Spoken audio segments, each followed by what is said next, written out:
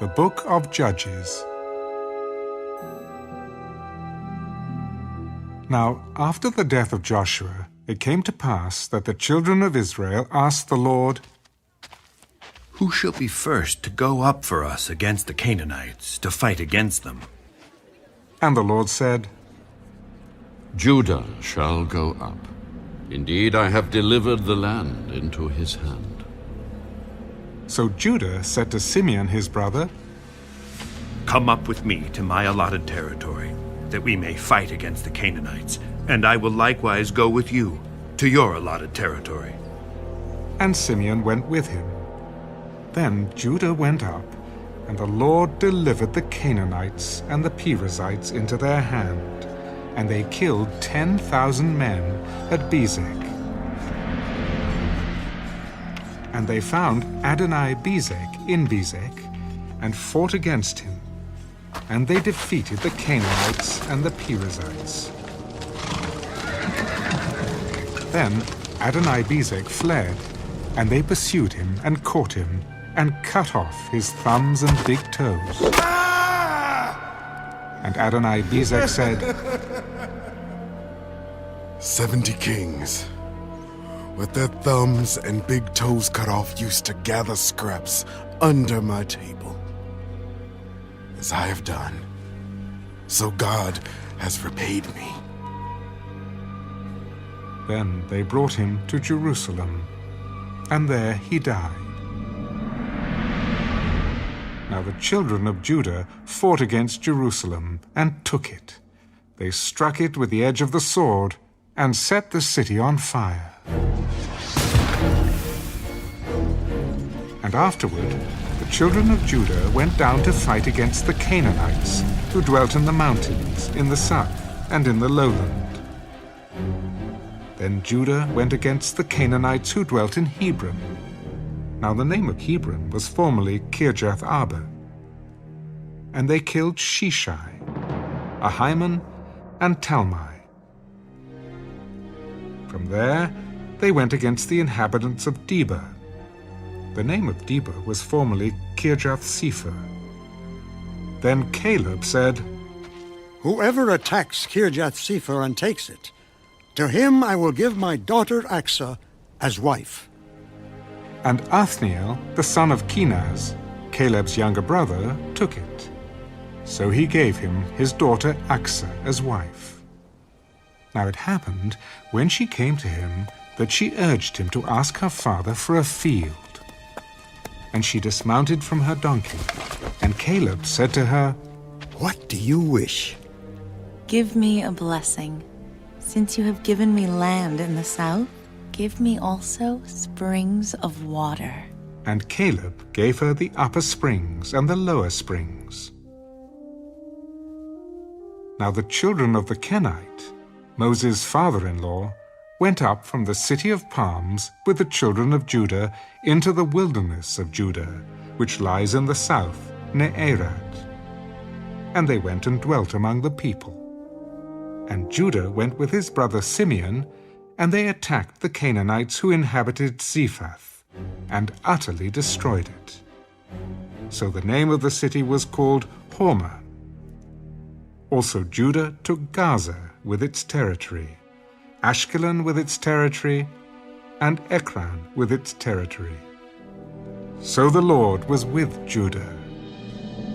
And they drove out the mountaineers, but they could not drive out the inhabitants of the lowland, because they had chariots of iron. And they gave Hebron to Caleb, as Moses had said. Then he expelled from there the 3 sons of Anak. But the children of Benjamin did not drive out the Jebusites, who inhabited Jerusalem. So the Jebusites dwell with the children of Benjamin in Jerusalem to this day. And the house of Joseph also went up against Bethel, and the Lord was with them. So the house of Joseph sent men to spy out Bethel. The name of the city was formerly Luz. And when the spies saw a man coming out of the city, they said to him, "Please show us the entrance to the city, and we will show you mercy." So he showed them the entrance to the city. And they struck the city with the edge of the sword. But they let the man and all his family go. And the man went to the land of the Hittites, built a city, and called its name Luz, which is its name to this day. However, Manasseh did not drive out the inhabitants of Beth Shean and its villages, or Taanach and its villages, or the inhabitants of Dor and its villages, or the inhabitants of Ibleam and its villages, or the inhabitants of Megiddo and its villages. For the Canaanites were determined to dwell in that land. And it came to pass, when Israel was strong, that they put the Canaanites under tribute, but did not completely drive them out. Nor did Ephraim drive out the Canaanites who dwelt in Gaza. So the Canaanites dwelt in Gaza among them. Nor did Zebulun drive out the inhabitants of Kitron, or the inhabitants of Nael. So the Canaanites dwelt among them, and were put under tribute. Nor did Asher drive out the inhabitants of Akko, or the inhabitants of Sidon, or of Arlab, Achsah, Helba, Aphik, or Rehab. So the Asherites dwelt among the Canaanites, the inhabitants of the land, for they did not drive them out. Nor did Naphtali drive out the inhabitants of Beth Shemesh, or the inhabitants of Beth Anath, but they dwelt among the Canaanites, the inhabitants of the land. Nevertheless, the inhabitants of Beth Shemesh and Beth Anath were put under tribute to them. And the Amorites forced the children of Dan into the mountains, for they would not allow them to come down to the valley. And the Amorites were determined to dwell in Mount Heres, in Ajalon, and in Shealbim. Yet when the strength of the house of Joseph became greater, they were put under tribute. Now the boundary of the Amorites was from the ascent of Akrabim, from Selah, and upward.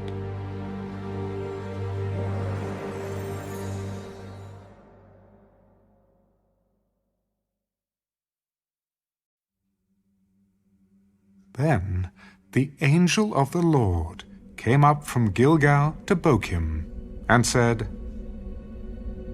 I led you up from Egypt and brought you to the land of which I swore to your fathers. And I said, I will never break my covenant with you, and you shall make no covenant with the inhabitants of this land. You shall tear down their altars. But you have not obeyed my voice. Why have you done this? Therefore I also said, I will not drive them out before you. But they shall be thorns in your side, and their gods shall be a snare to you. So it was, when the angel of the Lord spoke these words to all the children of Israel, that the people lifted up their voices and wept. Then they called the name of that place Bochim, and they sacrificed there to the Lord. And when Joshua had dismissed the people, the children of Israel went each to his own inheritance to possess the land. So the people served the Lord all the days of Joshua, and all the days of the elders who outlived Joshua, who had seen all the great works of the Lord which he had done for Israel. Now Joshua the son of Nun, the servant of the Lord, died when he was 110 years old. And they buried him within the border of his inheritance, at Timnath-Heres, in the mountains of Ephraim, on the north side of Mount Gaash. When all that generation had been gathered to their fathers, another generation arose after them, who did not know the Lord, nor the work which he had done for Israel.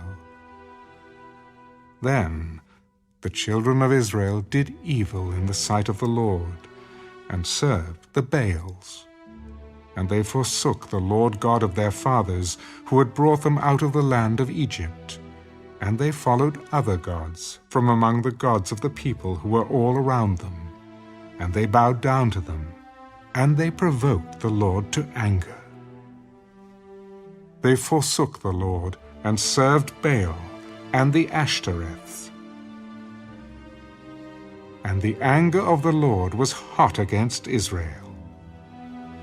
So he delivered them into the hands of plunderers who despoiled them, and he sold them into the hands of their enemies all around, so that they could no longer stand before their enemies. Wherever they went out, the hand of the Lord was against them for calamity, as the Lord had said, and as the Lord had sworn to them.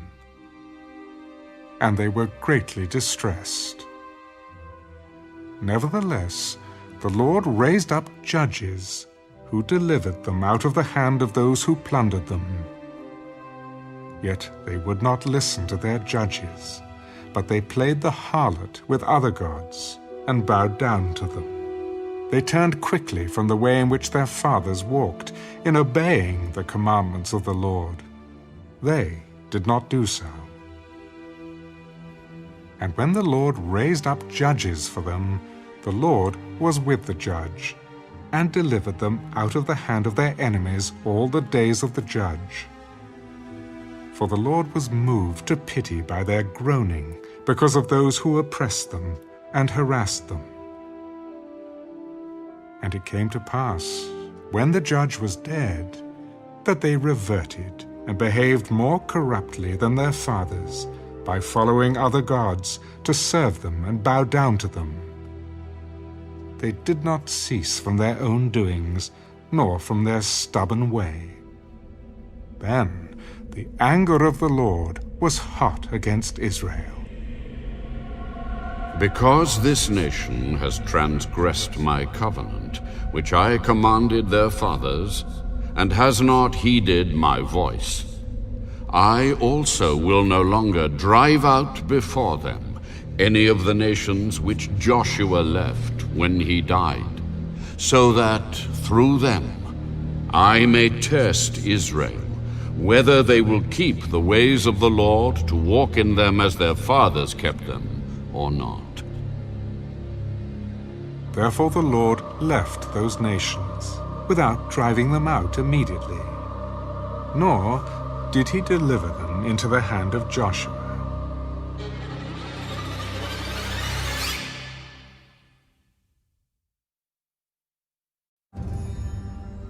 Now these are the nations which the Lord left, that he might test Israel by them, that is, all who had not known any of the wars in Canaan.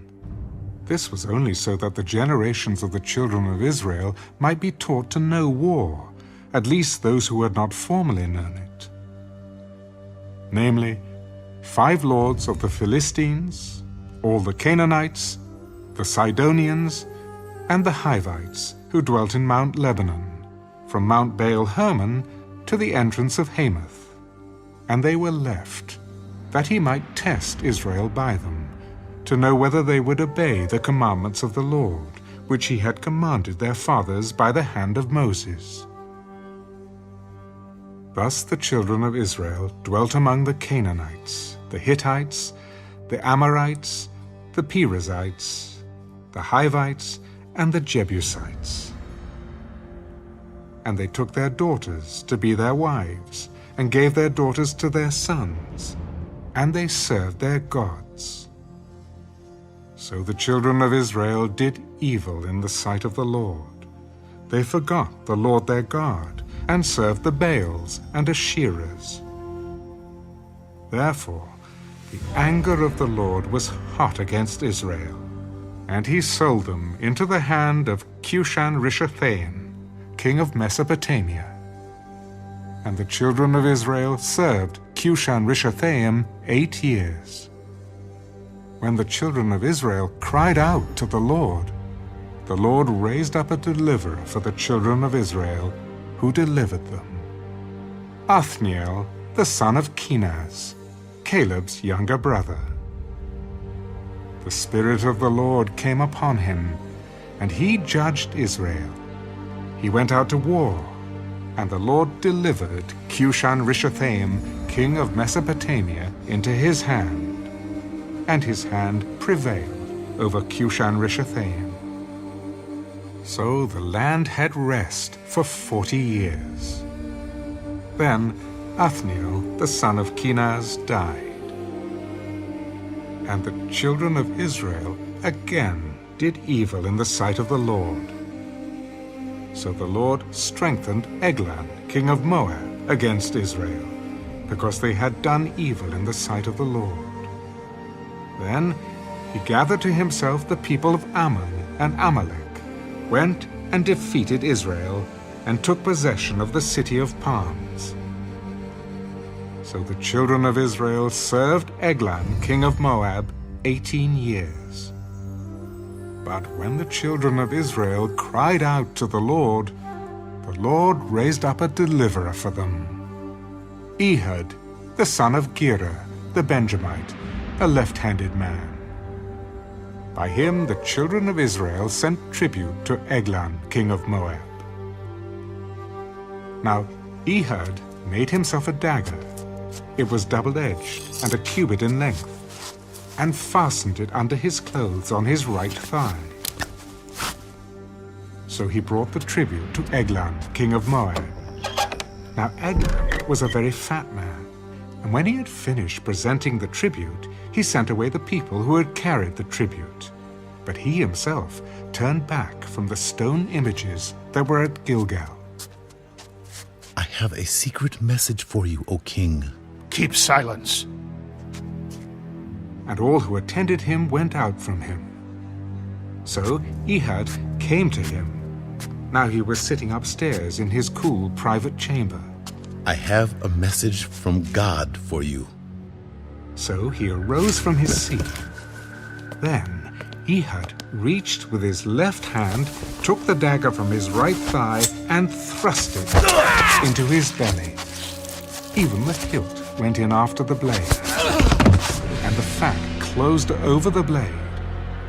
For he did not draw the dagger out of his belly, and his entrails came out. Then Ehud went out through the porch and shut the doors of the upper room behind him and locked them. When he had gone out, Eglon's servants came to look, and to their surprise, the doors of the upper room were locked. So they said, "He's probably attending to his needs in the cool chamber." So they waited till they were embarrassed, and still he had not opened the doors of the upper room. Therefore they took the key and opened them. And there was their master, fallen dead on the floor. But Ehud had escaped while they delayed, and passed beyond the stone images, and escaped to Seirah. And it happened, when he arrived, that he blew the trumpet in the mountains of Ephraim, and the children of Israel went down with him from the mountains, and he led them.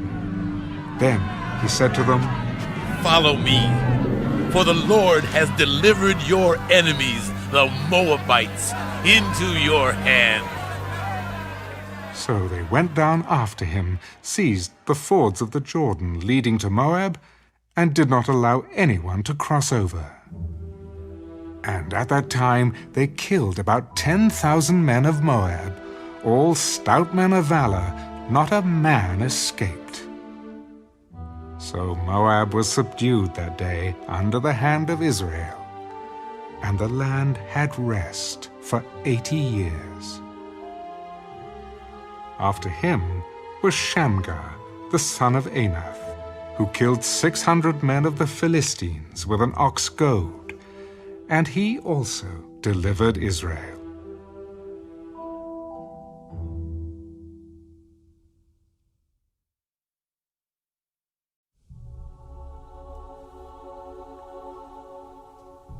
When Ehud was dead, the children of Israel again did evil in the sight of the Lord. So the Lord sold them into the hand of Jabin, king of Canaan, who reigned in Hazor. The commander of his army was Sisera, who dwelt in Harosheth Hagoyim. And the children of Israel cried out to the Lord, for Jabin had 900 chariots of iron, and for 20 years he had harshly oppressed the children of Israel. Now Deborah, a prophetess, the wife of Lapidath, was judging Israel at that time. And she would sit under the palm tree of Deborah, between Ramah and Bethel, in the mountains of Ephraim. And the children of Israel came up to her for judgment. Then she sent and called for Barak, the son of Abinoam, from Kedesh in Naphtali. Has not the Lord God of Israel commanded? Go and deploy troops at Mount Tabor. Take with you 10,000 men of the sons of Naphtali and of the sons of Zebulun. And against you I will deploy Sisera, the commander of Jabin's army, with his chariots and his multitude at the river Kishon, and I will deliver him into your hand. And Barak said to her, If you will go with me, then I will go. But if you will not go with me, I will not go. I will surely go with you. Nevertheless, there will be no glory for you in the journey you are taking, for the Lord will sell Sisera into the hand of a woman. Then Deborah arose and went with Barak to Kedesh. And Barak called Zebulun and Naphtali to Kedesh. He went up with 10,000 men under his command, and Deborah went up with him. Now Heber the Kenite, of the children of Hobab, the father-in-law of Moses, had separated himself from the Kenites, and pitched his tent near the terebinth tree at Zaanaim, which is beside Kedesh. And they reported to Sisera that Barak, the son of Abinoam, had gone up to Mount Tabor.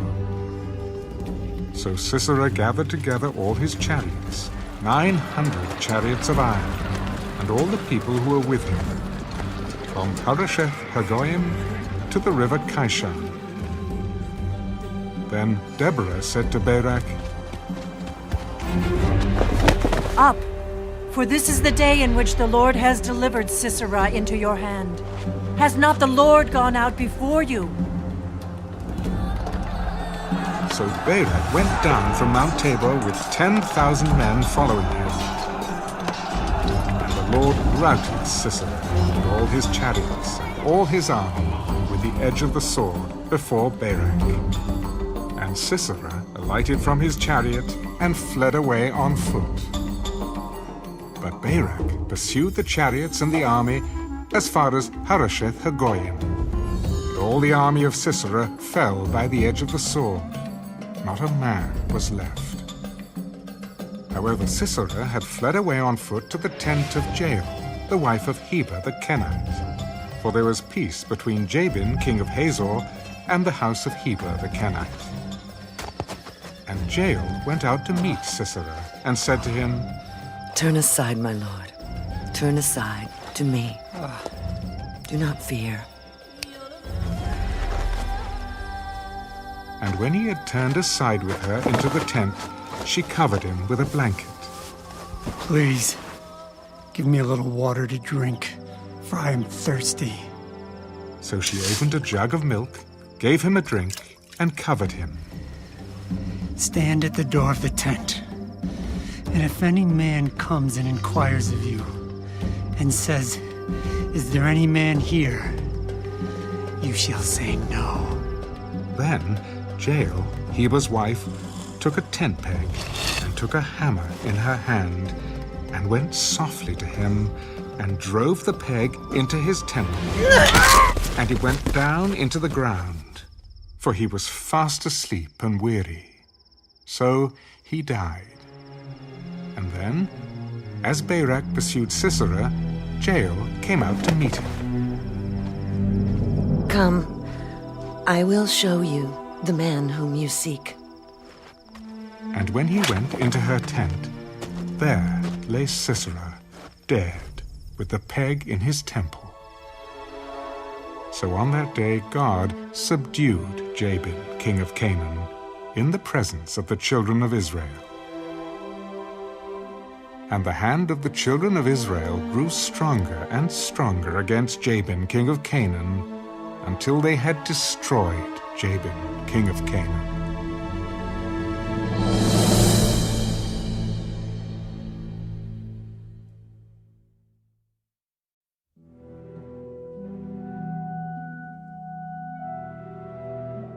Then Deborah and Barak, the son of Abinoam, sang on that day.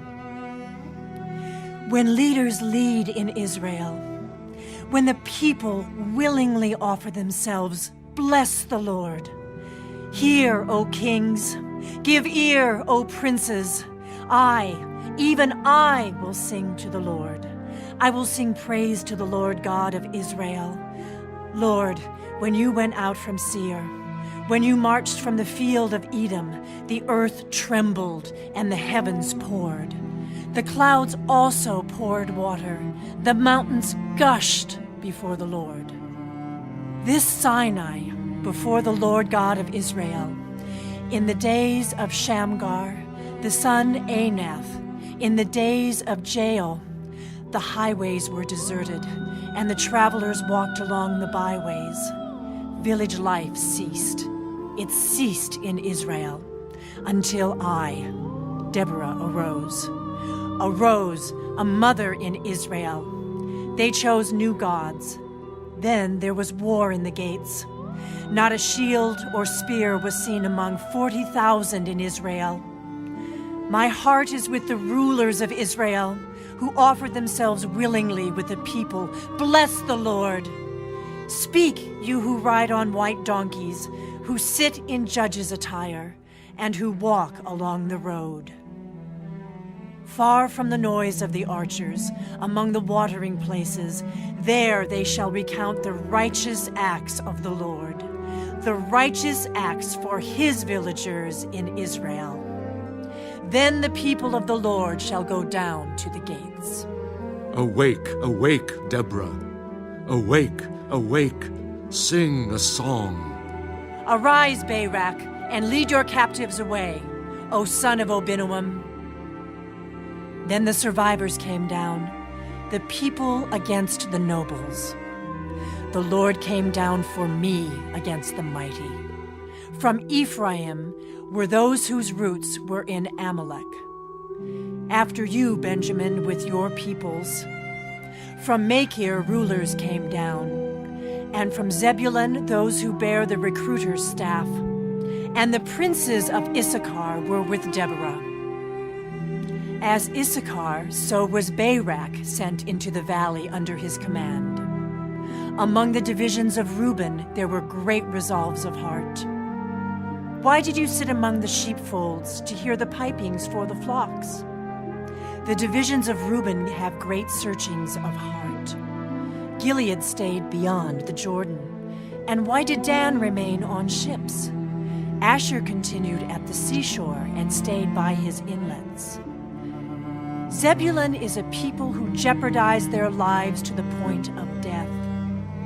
Naphtali also on the heights of the battlefield. The kings came and fought. Then the kings of Canaan fought in Taanach by the waters of Megiddo. They took no spoils of silver. They fought from the heavens. The stars from their courses fought against Sisera. The torrent of Kishon swept them away. That ancient torrent, the torrent of Kishon, O my soul, march on in strength. Then the horses' hooves pounded, the galloping of his steeds. Curse Meroz, said the angel of the Lord. Curse its inhabitants bitterly, because they did not come to the help of the Lord, to the help of the Lord against the mighty. Most blessed among women is Jael, the wife of Heber the Kenite. Blessed is she among women in tents. He asked for water, she gave milk. She brought out cream in a lordly bowl. She stretched her hand to the tent peg, her right hand to the workman's hammer. She pounded Sisera, she pierced his head, she split and struck through his temple. At her feet he sank, he fell, he lay still. At her feet he sank. He fell. Where he sank, there he fell dead. The mother of Sisera looked through the window and cried out through the lattice, "Why is his chariot so long in coming? Why tarries the clatter of his chariots?" Her wisest ladies answered her. Yes, she answered herself. Are they not finding and dividing the spoil? To every man a girl or two. For Sisera, plunder of dyed garments, plunder of garments embroidered and dyed, 2 pieces of dyed embroidery for the neck of the looter. Thus let all your enemies perish, O Lord, but let those who love him be like the sun when it comes out in full strength. So the land had rest for 40 years.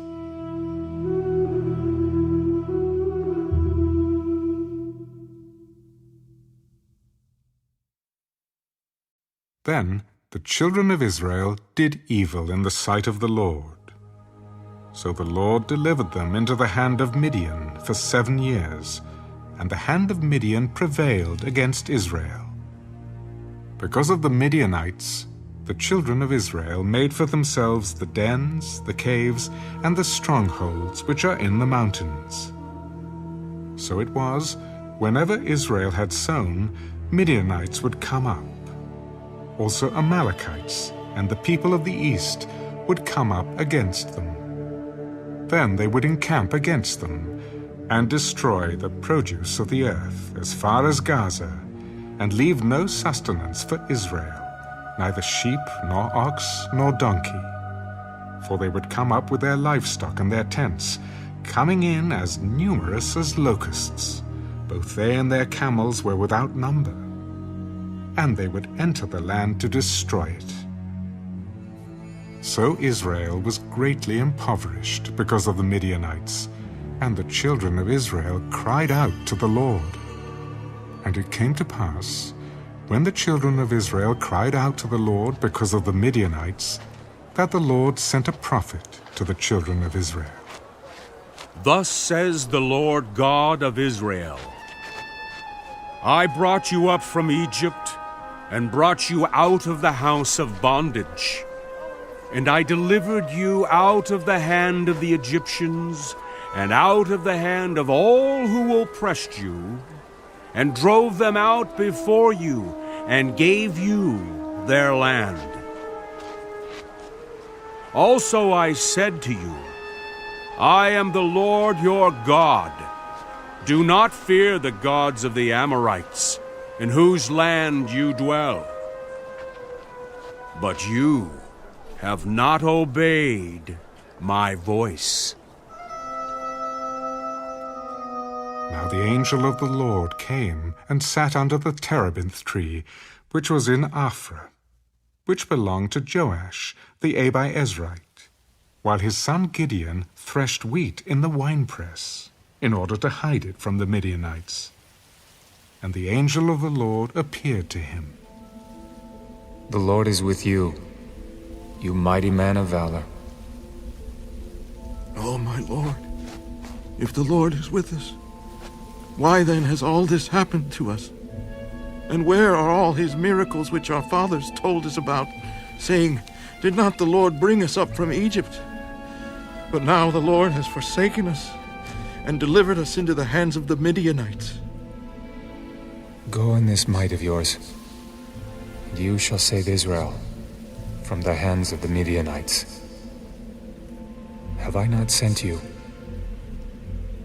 Oh, my Lord, how can I save Israel? Indeed, my clan is the weakest in Manasseh, and I am the least in my father's house. Surely I will be with you, and you shall defeat the Midianites as one man. If now I have found favor in your sight, then show me a sign that it is you who talk with me. Do not depart from here, I pray, until I come to you and bring out my offering and set it before me. I will wait until you come back. So Gideon went in and prepared a young goat and unleavened bread from the ephah of flour. The meat he put in a basket, and he put the broth in a pot. And he brought them out to him under the terebinth tree and presented them. The angel of God said to him, "Take the meat and the unleavened bread and lay them on this rock, and pour out the broth." And he did so. Then the angel of the Lord put out the end of the staff that was in his hand and touched the meat and the unleavened bread. And fire rose out of the rock and consumed the meat and the unleavened bread. And the angel of the Lord departed out of his sight. Now Gideon perceived that he was the angel of the Lord. Alas, O Lord God, for I have seen the angel of the Lord face to face. Peace be with you. Do not fear. You shall not die. So Gideon built an altar there to the Lord and called it, "The Lord is Peace." To this day it is still in Ophrah of the Abiezrites. Now it came to pass the same night that the Lord said to him, "Take your father's young bull, the second bull of 7 years old, and tear down the altar of Baal that your father has, and cut down the wooden image that is beside it, and build an altar to the Lord your God on top of this rock in the proper arrangement. And take the second bull, and offer a burnt sacrifice with the wood of the image, which you shall cut down."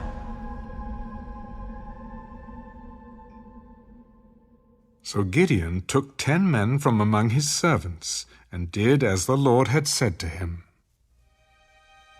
But because he feared his father's household and the men of the city too much to do it by day, he did it by night.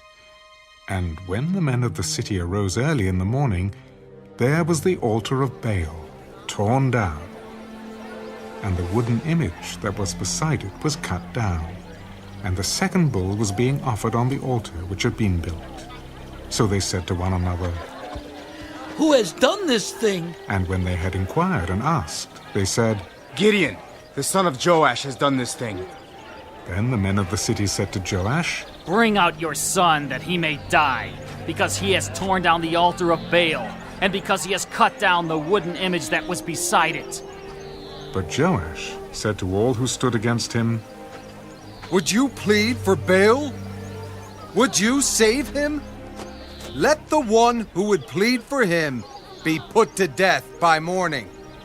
If he is a god, let him plead for himself, because his altar has been torn down." Therefore on that day he called him Jerubbaal, saying, "Let Baal plead against him, because he has torn down his altar." Then all the Midianites and Amalekites, the people of the east, gathered together, and they crossed over and encamped in the valley of Jezreel. But the Spirit of the Lord came upon Gideon. Then he blew the trumpet, and the Abiezrites gathered behind him. And he sent messengers throughout all Manasseh, who also gathered behind him. He also sent messengers to Asher, Zebulun, and Naphtali, and they came up to meet them. So Gideon said to God, "If you will save Israel by my hand, as you have said, look, I shall put a fleece of wool on the threshing floor. If there is dew on the fleece only, and it is dry on all the ground, then I shall know that you will save Israel by my hand, as you have said." And it was so. When he rose early the next morning and squeezed the fleece together, he wrung the dew out of the fleece, a bowl full of water. Then Gideon said to God, "Do not be angry with me, but let me speak just once more. Let me test, I pray, just once more with the fleece. Let it now be dry only on the fleece, but on all the ground let there be dew." And God did so that night. It was dry on the fleece only, but there was dew on all the ground.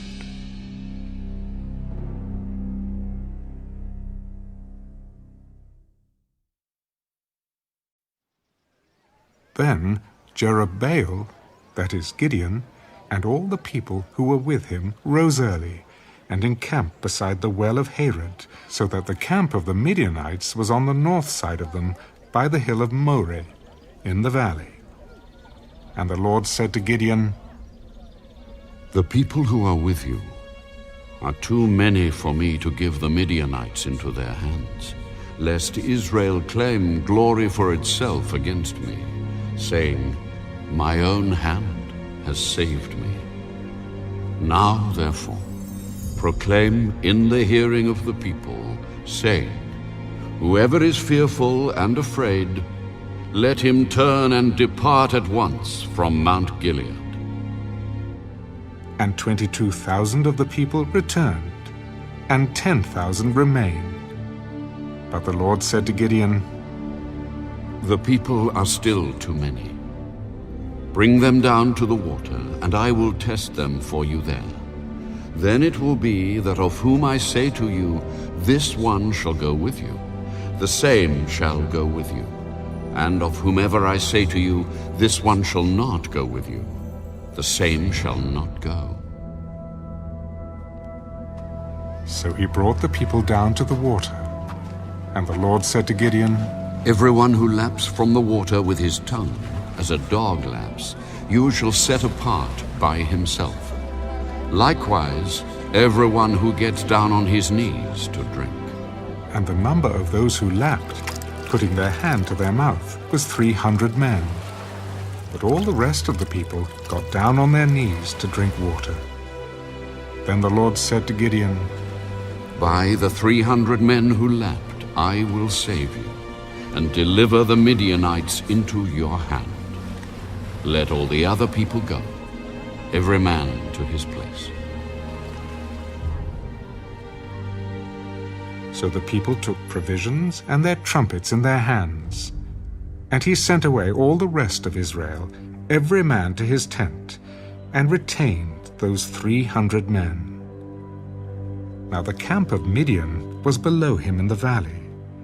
It happened on the same night that the Lord said to him, Arise, go down against the camp, for I have delivered it into your hand.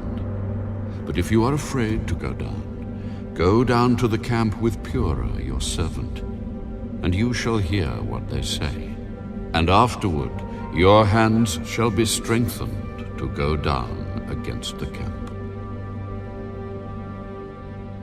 Then he went down with Purah, his servant, to the outpost of the armed men who were in the camp. Now the Midianites and Amalekites, all the people of the east, were lying in the valley as numerous as locusts, and their camels were without number, as the sand by the seashore in multitude. And when Gideon had come, there was a man telling a dream to his companion. I have had a dream. To my surprise, a loaf of barley bread tumbled into the camp of Midian. It came to a tent and struck it so that it fell and overturned, and the tent collapsed. This is nothing else but the sword of Gideon, the son of Joash, a man of Israel.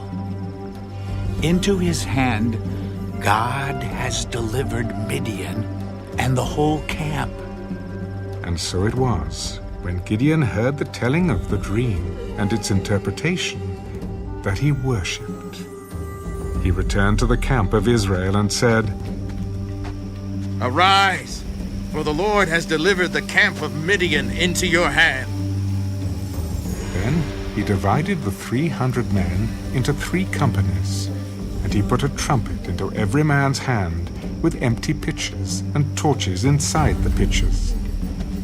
Look at me and do likewise. Watch, and when I come to the edge of the camp, you shall do as I do. When I blow the trumpet, I and all who are with me Then you also blow the trumpets on every side of the whole camp and say, 'The sword of the Lord and of Gideon.'"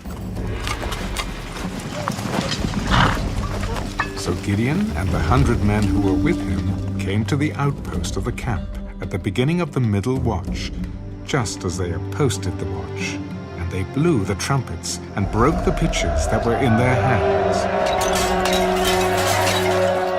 Then the 3 companies blew the trumpets and broke the pitchers. They held the torches in their left hands and the trumpets in their right hands for blowing. And they cried, "The sword of the Lord and of Gideon!" And every man stood in his place all around the camp. And the whole army ran and cried out and fled.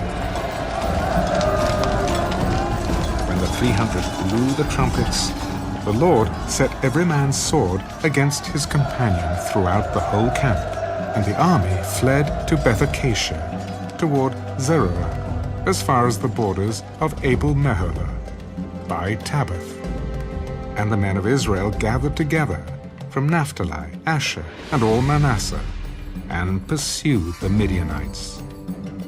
Then Gideon sent messengers throughout all the mountains of Ephraim. "Come down against the Midianites, and seize from them the watering places, as far as Beth-barah and the Jordan." Then all the men of Ephraim gathered together and seized the watering places, as far as Beth-barah and the Jordan. And they captured 2 princes of the Midianites, Oreb and Zeeb. They killed Oreb at the rock of Oreb, and Zeeb they killed at the winepress of Zeeb. They pursued Midian and brought the heads of Oreb and Zeeb to Gideon on the other side of the Jordan.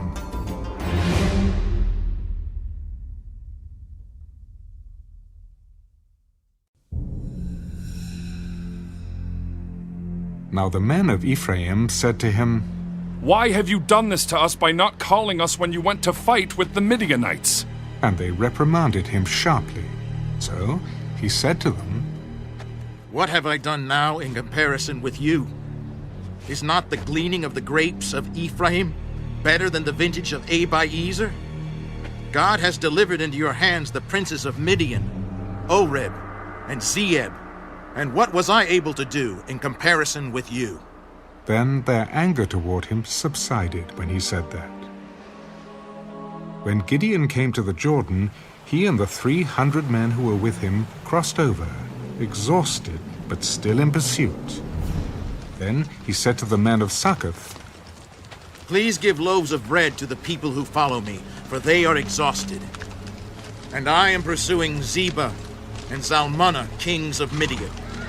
And the leaders of Succoth said, "Are the hands of Zebah and Zalmunna now in your hand, that we should give bread to your army?" "For this cause, when the Lord has delivered Zebah and Zalmunna into my hand, then I will tear your flesh with the thorns of the wilderness and with briars."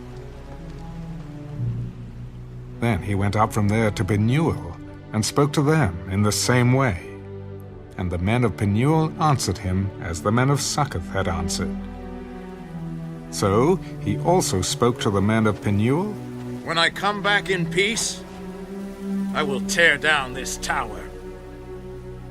Now Zebah and Zalmunna were at Karkor, and their armies with them, about 15,000, all who were left of all the army of the people of the east.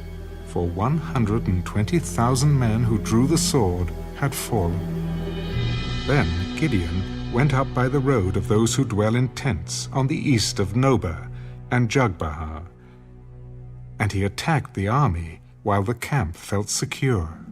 When Zebah and Zalmunna fled, he pursued them, and he took the 2 kings of Midian, Zebah and Zalmunna, and routed the whole army.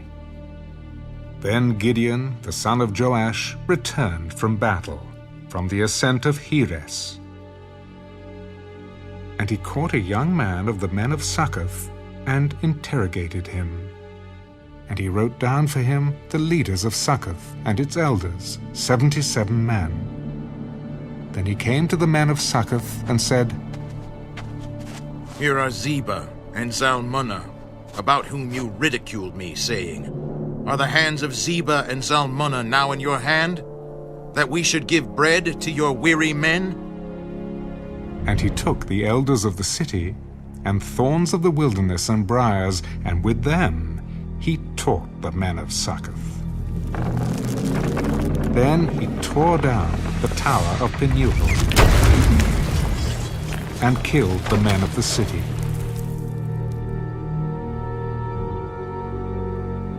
And he said to Zebah and Zalmunna, What kind of men were they whom you killed at Tabor?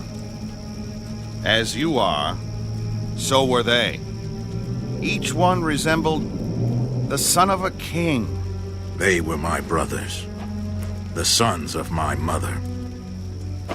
As the Lord lives, if you had let them live, I would not kill you. And he said to Jether, his firstborn, Rise, kill them. But the youth would not draw his sword, for he was afraid, because he was still a youth. So Zebah and Zalmunna said, Rise yourself and kill us, for as a man is, so is his strength. So Gideon arose and killed Zebah and Zalmunna, and took the crescent ornaments that were on their camels' necks. Then the men of Israel said to Gideon, Rule over us, both you and your son, and your grandson also, for you have delivered us from the hand of Midian. I will not rule over you, nor shall my son rule over you. The Lord shall rule over you. I would like to make a request of you, that each of you would give me the earrings from his plunder. For they had golden earrings, because they were Ishmaelites. So they answered, We will gladly give them. And they spread out a garment, and each man threw into it the earrings from his plunder. Now the weight of the gold earrings that he requested was 1,700 shekels of gold, beside the crescent ornaments, pendants, and purple robes which were on the kings of Midian, and besides the chains that were around their camels' necks.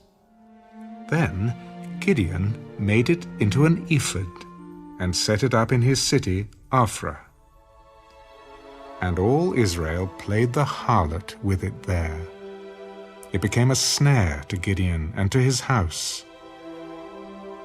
Thus Midian was subdued before the children of Israel, so that they lifted their heads no more. And the country was quiet for 40 years in the days of Gideon. Then Jerubbaal, the son of Joash, went and dwelt in his own house. Gideon had 70 sons, who were his own offspring, for he had many wives. And his concubine, who was in Shechem, also bore him a son, whose name he called Abimelech. Now Gideon, the son of Joash, died at a good old age, and was buried in the tomb of Joash his father, in Ophrah of the Abiezrites. So it was, as soon as Gideon was dead, that the children of Israel again played the harlot with the Baals, and made Baal-berith their god. Thus the children of Israel did not remember the Lord their God, who had delivered them from the hands of all their enemies on every side. Nor did they show kindness to the house of Jerubbaal, Gideon, in accordance with the good he had done for Israel.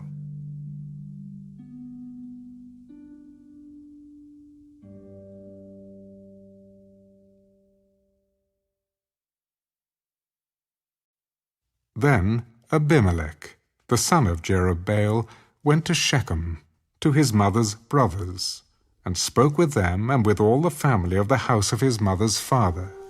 Please speak in the hearing of all the men of Shechem. Which is better for you, that all 70 of the sons of Jerubbaal reign over you, or that one reign over you? Remember that I am your own flesh and bone. And his mother's brothers spoke all these words concerning him in the hearing of all the men of Shechem.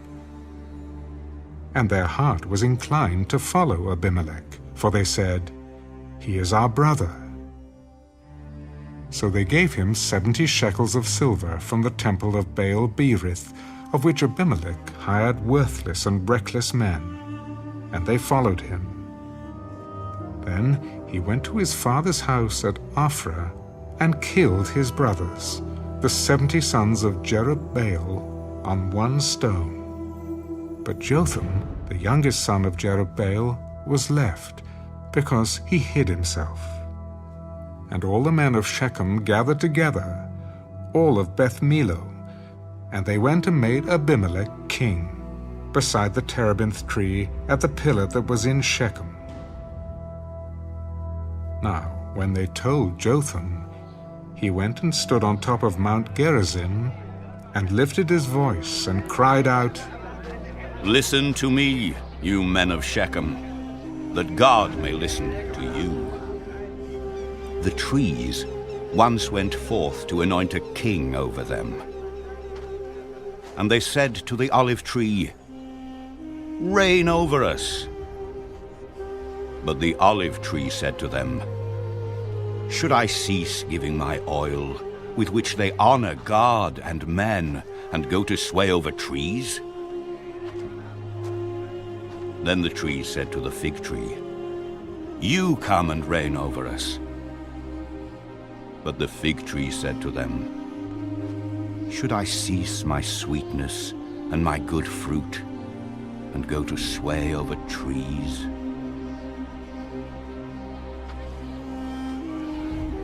Then the trees said to the vine, You come and reign over us. But the vine said to them, Should I cease my new wine, which cheers both God and men, and go to sway over trees? Then all the trees said to the bramble, You come and reign over us. And the bramble said to the trees, If in truth you anoint me as king over you, then come and take shelter in my shade. But if not, let fire come out of the bramble and devour the cedars of Lebanon. Now therefore, if you have acted in truth and sincerity in making Abimelech king, and if you have dealt well with Jerubbaal and his house, and have done to him as he deserves, for my father fought for you, risked his life, and delivered you out of the hand of Midian. But you have risen up against my father's house this day, and killed his 70 sons on one stone, and made Abimelech, the son of his female servant, king over the men of Shechem, because he is your brother. If then you have acted in truth and sincerity with Jerubbaal and with his house this day, then rejoice in Abimelech, and let him also rejoice in you. But if not, let fire come from Abimelech, and devour the men of Shechem and Beth Millo, and let fire come from the men of Shechem and from Beth Millo, and devour Abimelech. And Jotham ran away and fled. And he went to Beer, and dwelt there, for fear of Abimelech his brother. After Abimelech had reigned over Israel 3 years, God sent a spirit of ill will between Abimelech and the men of Shechem. And the men of Shechem dealt treacherously with Abimelech, that the crime done to the 70 sons of Jerubbaal might be settled, and their blood be laid on Abimelech their brother, who killed them, and on the men of Shechem who aided him in the killing of his brothers. And the men of Shechem set men in ambush against him on the tops of the mountains, and they robbed all who passed by them along that way. And it was told Abimelech. Now Gaal, the son of Ebed, came with his brothers and went over to Shechem. And the men of Shechem put their confidence in him. So they went out into the fields, and gathered grapes from their vineyards, and trod them, and made merry. And they went into the house of their God, and ate and drank, and cursed Abimelech. Then Gaal, the son of Ebed, said, Who is Abimelech, and who is Shechem, that we should serve him? Is he not the son of Jerubbaal, and is not Zebul his officer? Serve the men of Hamor, the father of Shechem. But why should we serve him? If only this people were under my authority, then I would remove Abimelech. So he said to Abimelech, Increase your army, and come out. When Zebul, the ruler of the city, heard the words of Gaal, the son of Ebed, his anger was aroused. And he sent messengers to Abimelech secretly. Take note, Gaal, the son of Ebed, and his brothers have come to Shechem, and here they are, fortifying the city against you. Now therefore, get up by night, you and the people who are with you, and lie in wait in the field.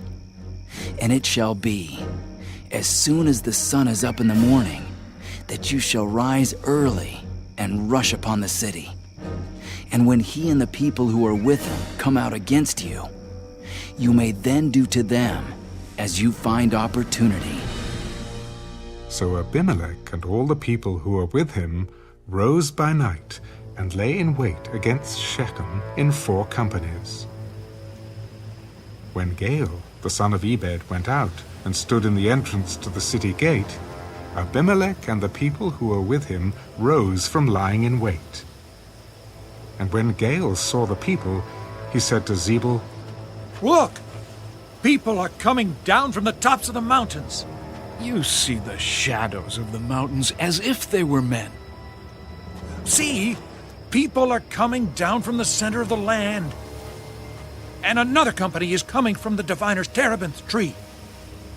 Where indeed is your mouth now, with which you said, Who is Abimelech that we should serve him?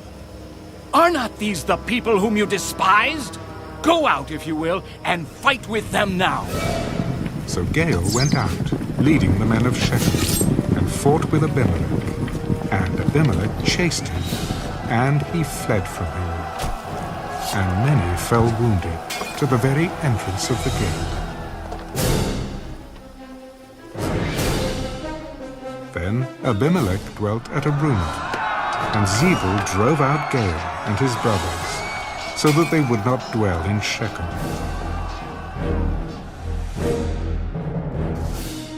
And it came about on the next day that the people went out into the field, and they told Abimelech.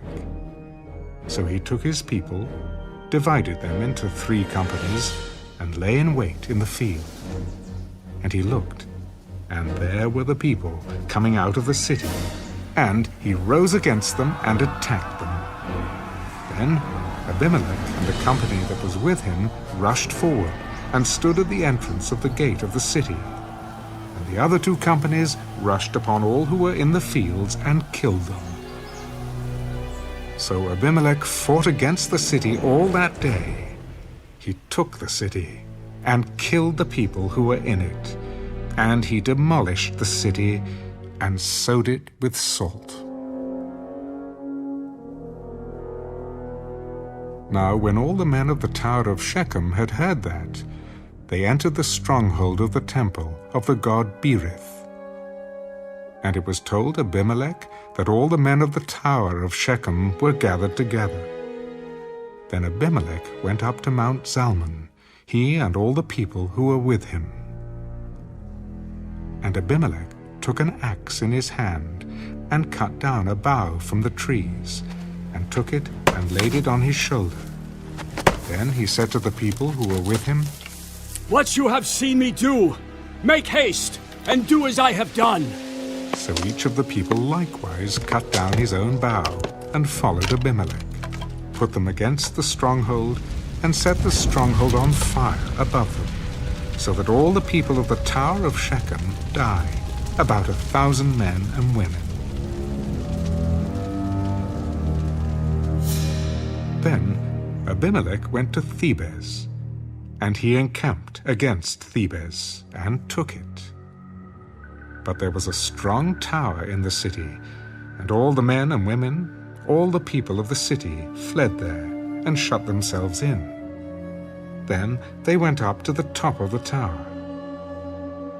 So Abimelech came as far as the tower and fought against it. And he drew near the door of the tower to burn it with fire. But a certain woman dropped an upper millstone on Abimelech's head and crushed his skull. Then he called quickly to the young man, his armor-bearer. Oh, draw your sword and kill me, lest men say of me, a woman killed him. Oh. So his young man thrust him through, and he died. And when the men of Israel saw that Abimelech was dead, they departed, every man to his place. Thus God repaid the wickedness of Abimelech, which he had done to his father by killing his 70 brothers. And all the evil of the men of Shechem God returned on their own heads, and on them came the curse of Jotham, the son of Jerubbaal.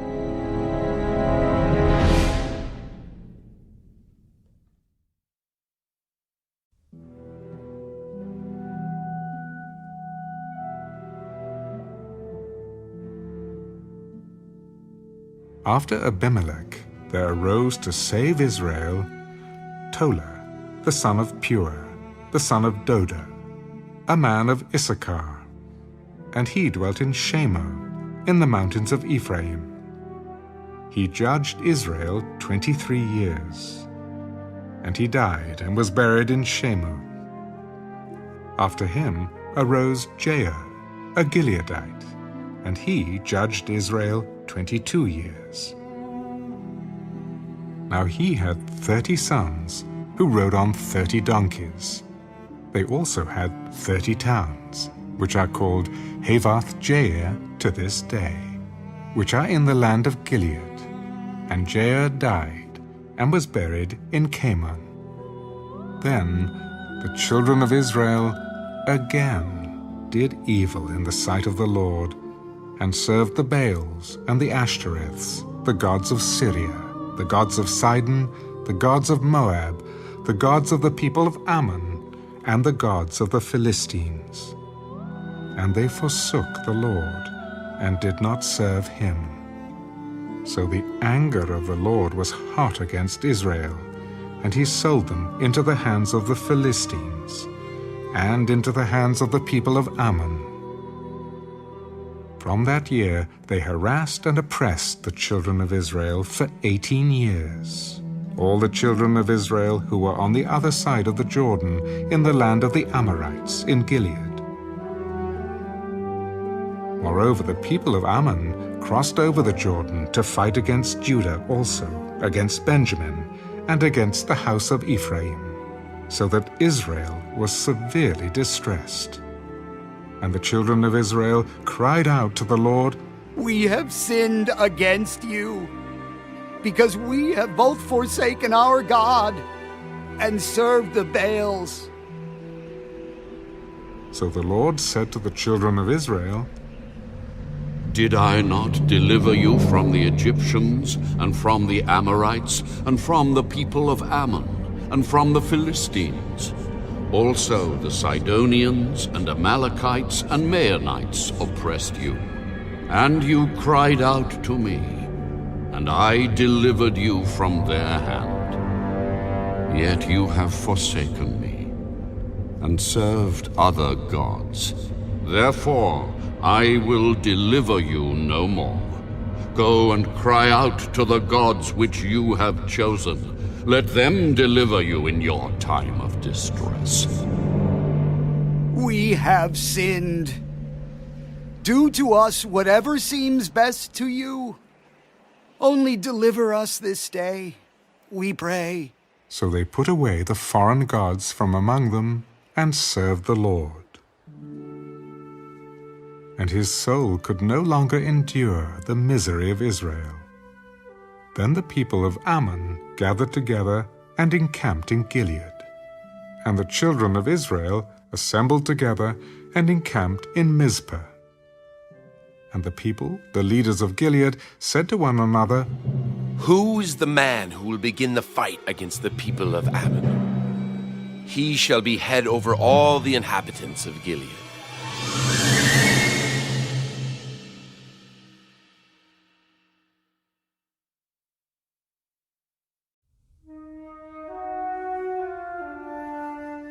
Now Jephthah, the Gileadite, was a mighty man of valor. But he was the son of a harlot, and Gilead begot Jephthah.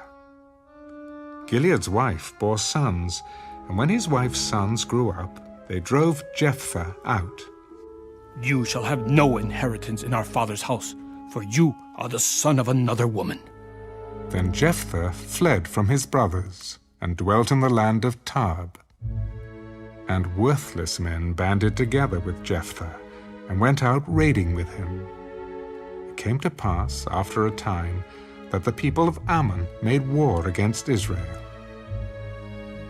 And so it was, when the people of Ammon made war against Israel, that the elders of Gilead went to get Jephthah from the land of Tarb. Then they said to Jephthah, "Come and be our commander, that we may fight against the people of Ammon." Did you not hate me and expel me from my father's house? Why have you come to me now when you are in distress?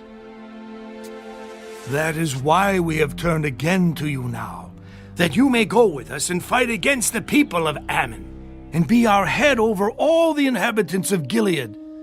If you take me back home to fight against the people of Ammon, and the Lord delivers them to me, shall I be your head? The Lord will be a witness between us, if we do not do according to your words. Then Jephthah went with the elders of Gilead, and the people made him head and commander over them. And Jephthah spoke all his words before the Lord in Mizpah. Now Jephthah sent messengers to the king of the people of Ammon. "What do you have against me that you have come to fight against me in my land?" And the king of the people of Ammon answered the messengers of Jephthah, "Because Israel took away my land when they came up out of Egypt, from the Arnon as far as the Jabbok and to the Jordan. Now therefore restore those lands peaceably." So Jephthah again sent messengers to the king of the people of Ammon. "Thus says Jephthah, Israel did not take away the land of Moab, nor the land of the people of Ammon. For when Israel came up from Egypt, they walked through the wilderness as far as the Red Sea and came to Kadesh. Then Israel sent messengers to the king of Edom, saying, 'Please let me pass through your land.' But the king of Edom would not heed. And in like manner they sent to the king of Moab, but he would not consent. So Israel remained in Kadesh, and they went along through the wilderness and bypassed the land of Edom and the land of Moab, came to the east side of the land of Moab, and encamped on the other side of Arnon. But they did not enter the border of Moab, for the Arnon was the border of Moab. Then Israel sent messengers to Sihon, king of the Amorites, king of Heshbon. And Israel said to him, 'Please let us pass through your land into our place.' But Sihon did not trust Israel to pass through his territory. So Sihon gathered all his people together, encamped in Jahaz, and fought against Israel. And the Lord God of Israel delivered Sihon and all his people into the land of Israel, and they defeated them. Thus Israel gained possession of all the land of the Amorites, who inhabited that country. They took possession of all the territory of the Amorites, from the Arnon to the Jabbok, and from the wilderness to the Jordan. And now the Lord God of Israel has dispossessed the Amorites from before his people Israel. Should you then possess it? Will you not possess whatever Chemosh, your God, gives you to possess? So whatever the Lord our God takes possession of before us, we will possess.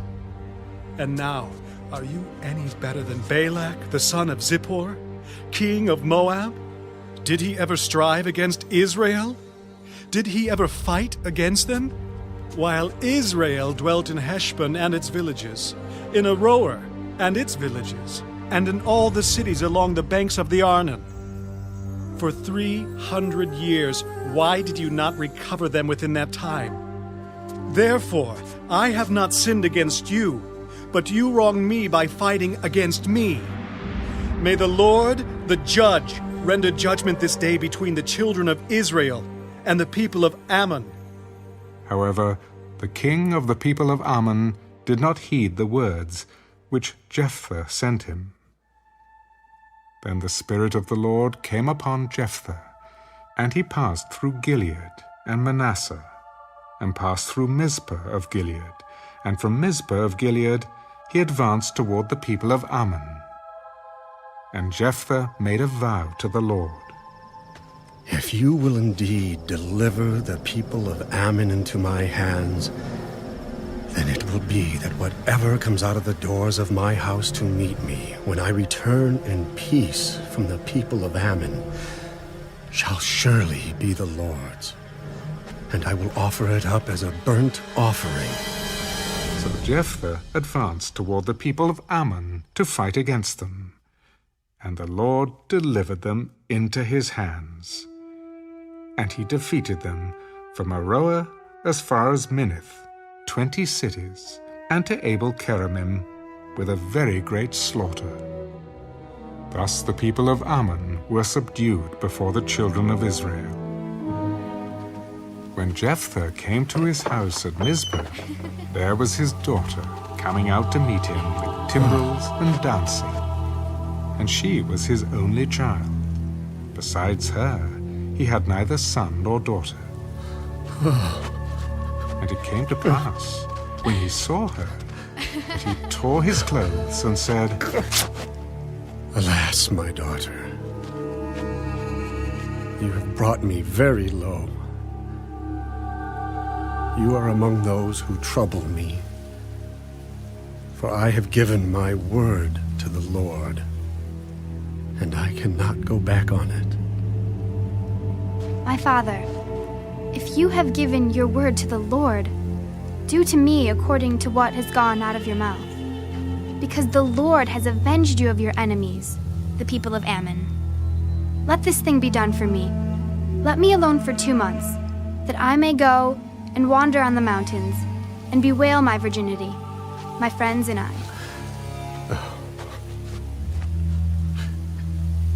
Go. And he sent her away for 2 months, and she went with her friends, and bewailed her virginity on the mountains. And it was so at the end of 2 months that she returned to her father, and he carried out his vow with her, which he had vowed. She knew no man, and it became a custom in Israel that the daughters of Israel went 4 days each year to lament the daughter of Jephthah the Gileadite.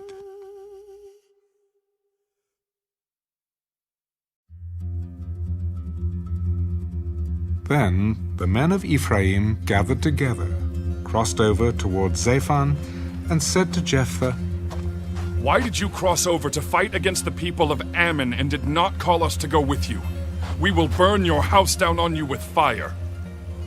And Jephthah said to them, My people and I were in a great struggle with the people of Ammon, and when I called you, you did not deliver me out of their hands. So when I saw that you would not deliver me, I took my life in my hands and crossed over against the people of Ammon. And the Lord delivered them into my hand. Why then have you come up to me this day to fight against me? Now Jephthah gathered together all the men of Gilead and fought against Ephraim. And the men of Gilead defeated Ephraim, because they said, You Gileadites are fugitives of Ephraim, among the Ephraimites and among the Manassites. The Gileadites seized the fords of the Jordan, before the Ephraimites arrived. And when any Ephraimite who escaped said, "Let me cross over," the men of Gilead would say to him, "Are you an Ephraimite?" If he said no, then they would say to him, "Then say Shibboleth." And he would say Sibboleth, for he could not pronounce it right. Then they would take him and kill him at the fords of the Jordan. There fell at that time 42,000 Ephraimites. And Jephthah judged Israel 6 years. Then Jephthah the Gileadite died, and was buried in among the cities of Gilead. After him Ibzan of Bethlehem judged Israel. He had 30 sons, and he gave away 30 daughters in marriage, and brought in 30 daughters from elsewhere for his sons. He judged Israel 7 years. Then Ibzan died and was buried at Bethlehem. After him Elon the Zebulunite judged Israel. He judged Israel 10 years. And Elon the Zebulunite died, and was buried at Aijalon, in the country of Zebulun. After him Abdon the son of Hillel, the Pirathonite, judged Israel. He had 40 sons and 30 grandsons, who rode on 70 young donkeys. He judged Israel 8 years. Then Abdon the son of Hillel the Pirathonite died, and was buried in Pirathon, in the land of Ephraim, in the mountains of the Amalekites.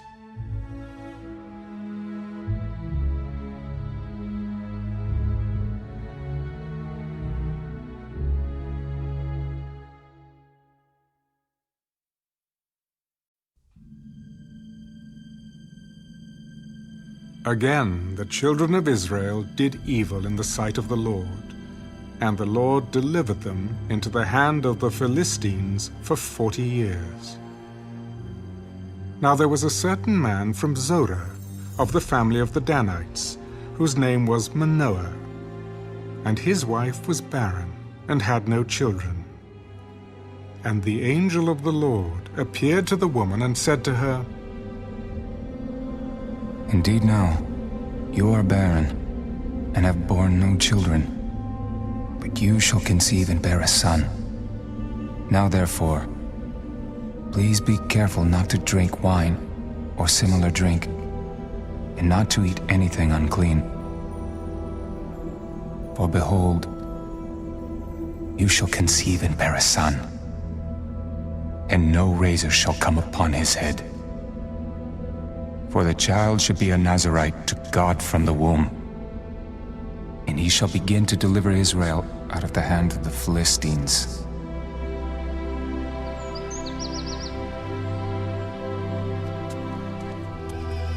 So the woman came and told her husband. "A man of God came to me, and his countenance was like the countenance of the angel of God, very awesome. But I did not ask him where he was from, and he did not tell me his name. And he said to me, 'Behold, you shall conceive and bear a son.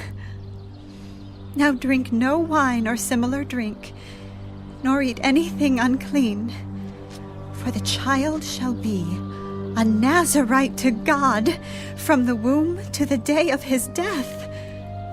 Then Manoah prayed to the Lord and said, "O my Lord, please let the man of God whom you sent come to us again, and teach us what we shall do for the child who will be born."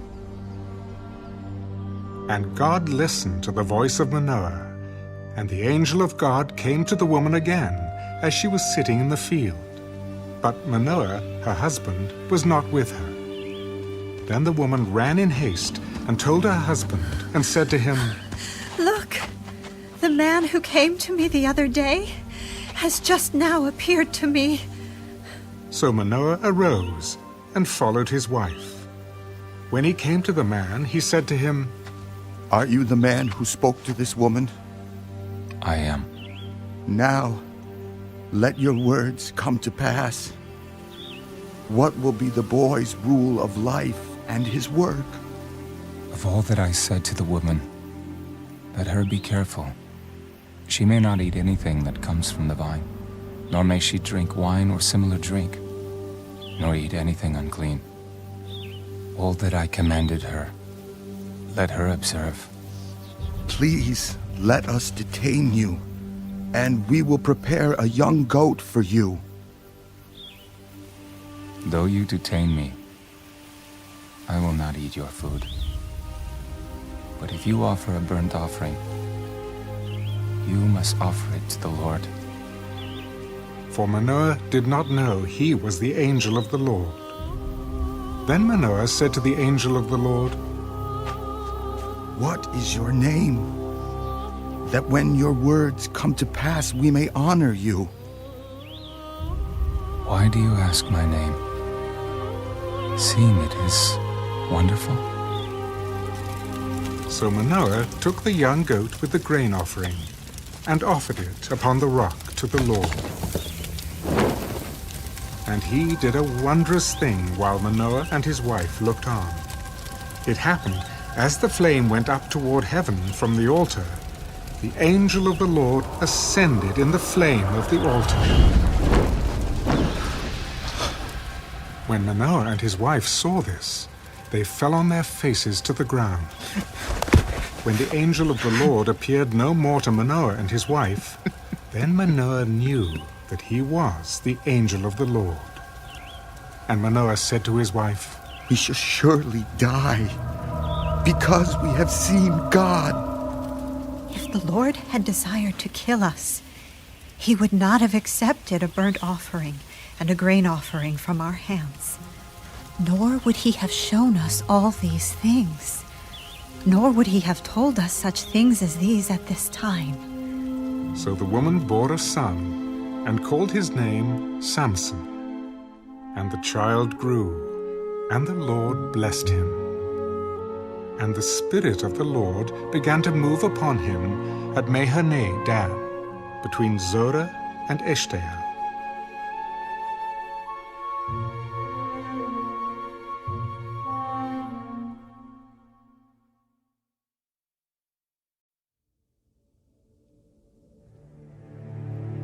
Now Samson went down to Timnah, and saw a woman in Timnah of the daughters of the Philistines. So he went up and told his father and mother. I have seen a woman in Timnah of the daughters of the Philistines. Now, therefore, get her for me as a wife. Is there no woman among the daughters of your brethren, or among all my people, that you must go and get a wife from the uncircumcised Philistines? Get her for me, for she pleases me well. But his father and mother did not know that it was of the Lord, that he was seeking an occasion to move against the Philistines. For at that time the Philistines had dominion over Israel. So Samson went down to Timnah with his father and mother, and came to the vineyards of Timnah. Now to his surprise, a young lion came roaring against him, and the Spirit of the Lord came mightily upon him, and he tore the lion apart as one would have torn apart a young goat, though he had nothing in his hand. But he did not tell his father or his mother what he had done. Then he went down and talked with the woman, and she pleased Samson well. After some time, when he returned to get her, he turned aside to see the carcass of the lion. And behold, a swarm of bees and honey were in the carcass of the lion. He took some of it in his hands and went along, eating. When he came to his father and mother, he gave some to them, and they also ate. But he did not tell them that he had taken the honey out of the carcass of the lion. So his father went down to the woman, and Samson gave a feast there, for young men used to do so. And it happened, when they saw him, that they brought 30 companions to be with him. Then Samson said to them, Let me pose a riddle to you. If you can correctly solve and explain it to me within the 7 days of the feast, then I will give you 30 linen garments and 30 changes of clothing. But if you cannot explain it to me, then you shall give me 30 linen garments and 30 changes of clothing. Pose your riddle, that we may hear it. Out of the eater came something to eat, and out of the strong came something sweet. Now for 3 days they could not explain the riddle. But it came to pass on the 7th day that they said to Samson's wife, Entice your husband, that he may explain the riddle to us. Or else we will burn you and your father's house with fire. Have you invited us in order to take what is ours? Is that not so?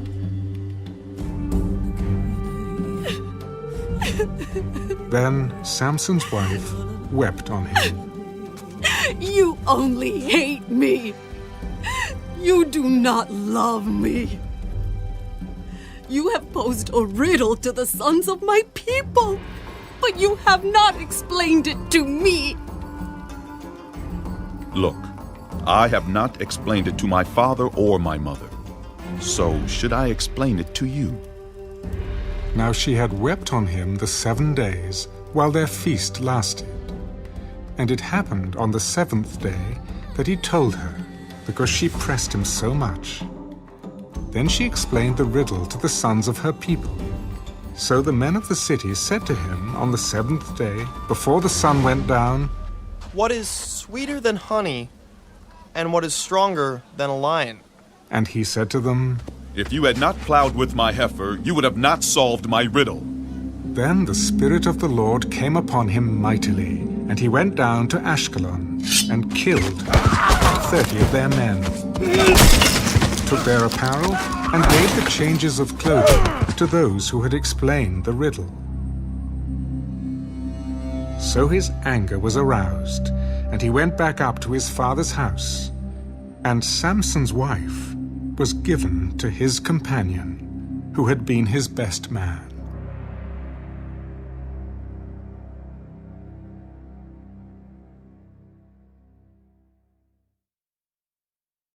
After a while, in the time of wheat harvest, it happened that Samson visited his wife with a young goat. Let me go into my wife, into her room. But her father would not permit him to go in. I really thought that you thoroughly hated her. Therefore, I gave her to your companion. Is not her younger sister better than she? Please, take her instead. This time I shall be blameless regarding the Philistines if I harm them.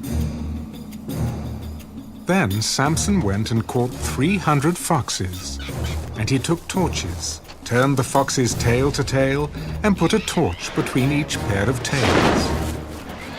When he had set the torches on fire, he let the foxes go into the standing grain of the Philistines, and burned up both the shocks and the standing grain, as well as the vineyards and olive groves. Then the Philistines said, Who has done this? Samson, the son-in-law of the Timnite, because he has taken his wife and given her to his companion. So the Philistines came up and burned her and her father with fire. Samson said to them, Since you would do a thing like this, I will surely take revenge on you. And after that, I will cease. So he attacked them hip and thigh with a great slaughter. Then he went down and dwelt in the cleft of the rock of Etam. Now the Philistines went up, encamped in Judah, and deployed themselves against Lehi. And the men of Judah said, Why have you come up against us? We have come up to arrest Samson, to do to him as he has done to us. Then 3,000 men of Judah went down to the cleft of the rock of Etam, and said to Samson, Do you not know that the Philistines rule over us? What is this you have done to us? As they did to me, so I have done to them. We have come down to arrest you, that we may deliver you into the hand of the Philistines. Swear to me that you will not kill me yourselves. No, but we will tie you securely and deliver you into their hand. But we will surely not kill you. And they bound him with 2 new ropes, and brought him up from the rock. When he came to Lehi, the Philistines came shouting against him. Then the Spirit of the Lord came mightily upon him, and the ropes that were on his arms became like flax that is burned with fire, and his bonds broke loose from his hands. He found a fresh jawbone of a donkey, reached out his hand and took it, and killed 1,000 men with it.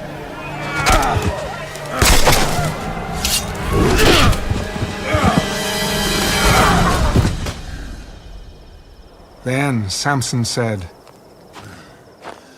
With the jawbone of a donkey, heaps upon heaps. With the jawbone of a donkey, I have slain 1,000 men.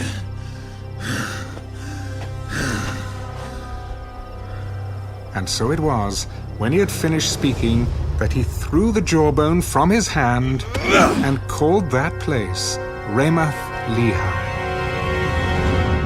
Then he became very thirsty. So he cried out to the Lord and said, You have given this great deliverance by the hand of your servant. And now shall I die of thirst and fall into the hand of the uncircumcised? So God split the hollow place that is in Lehi, and water came out, and he drank.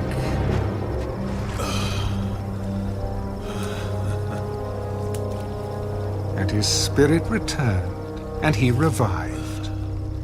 Therefore he called its name Enhakkore, which is in Lehi to this day. And he judged Israel 20 years in the days of the Philistines.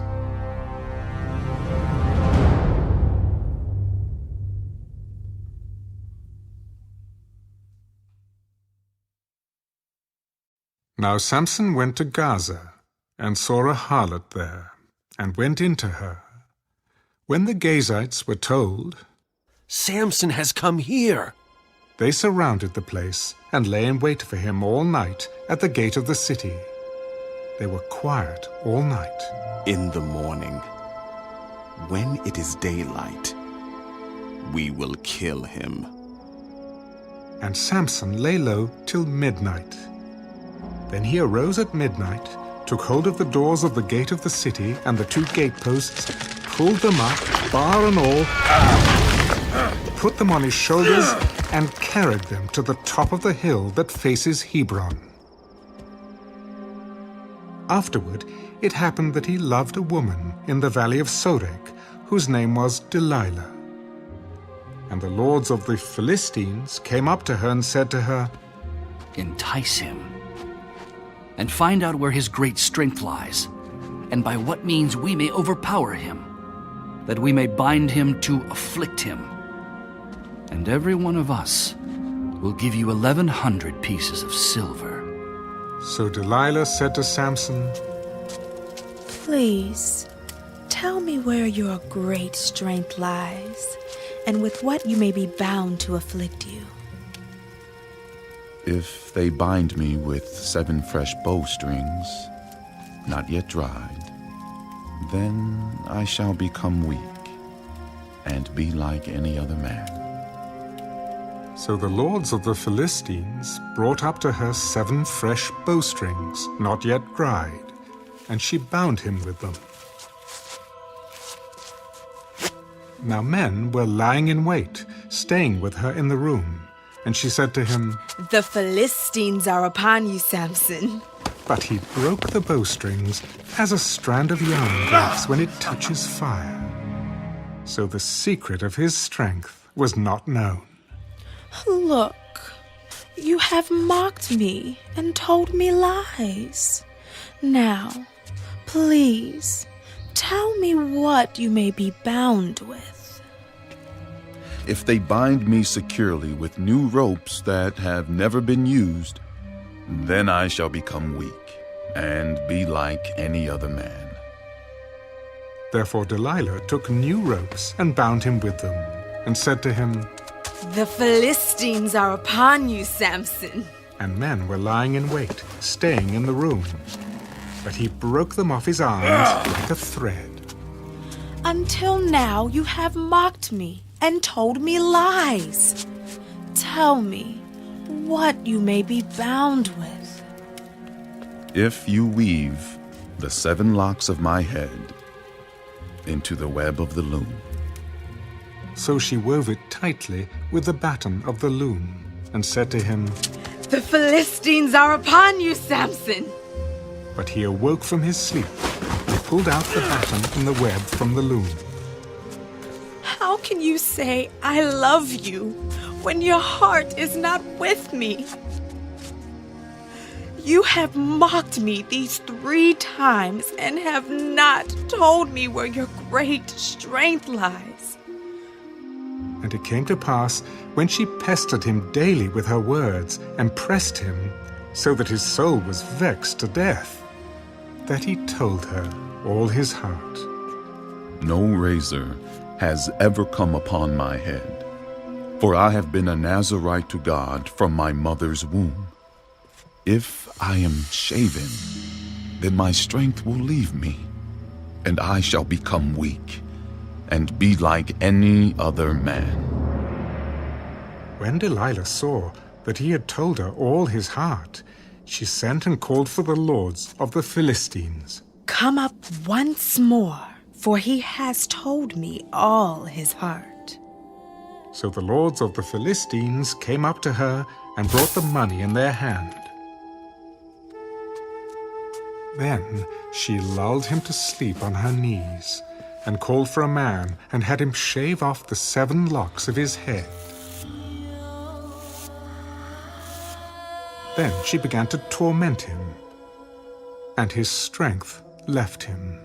The Philistines are upon you, Samson. So he awoke from his sleep. I will go out as before at other times and shake myself free. But he did not know that the Lord had departed from him. Then the Philistines took him and put out his eyes, and brought him down to Gaza. They bound him with bronze fetters, and he became a grinder in the prison. However, the hair of his head began to grow again after it had been shaven. Now the lords of the Philistines gathered together to offer a great sacrifice to Dagon their god, and to rejoice. Our God has delivered into our hands Samson, our enemy. When the people saw him, they praised their God, for they said, Our God has delivered into our hands our enemy, the destroyer of our land, and the one who multiplied our dead. So it happened, when their hearts were merry, that they said, Call for Samson, that he may perform for us. So they called for Samson from the prison, and he performed for them. And they stationed him between the pillars.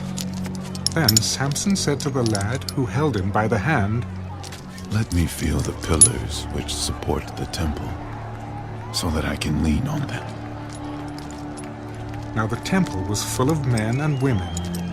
All the lords of the Philistines were there, about 3,000 men and women on the roof, watching while Samson performed. Then Samson called to the Lord, O Lord God, remember me, I pray. Strengthen me, I pray, just this once, O God, that I may, with one blow, take vengeance on the Philistines for my 2 eyes. And Samson took hold of the 2 middle pillars which supported the temple, and he braced himself against them, one on his right and the other on his left. Let me die with the Philistines! And he pushed with all his might.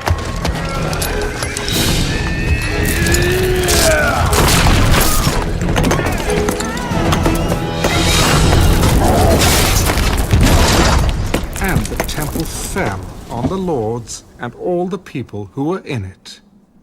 So the dead that he killed at his death were more than he had killed in his life. And his brothers and all his father's household came down and took him, and brought him up and buried him between Zorah and Eshtaol, in the tomb of his father Manoah. He had judged Israel 20 years.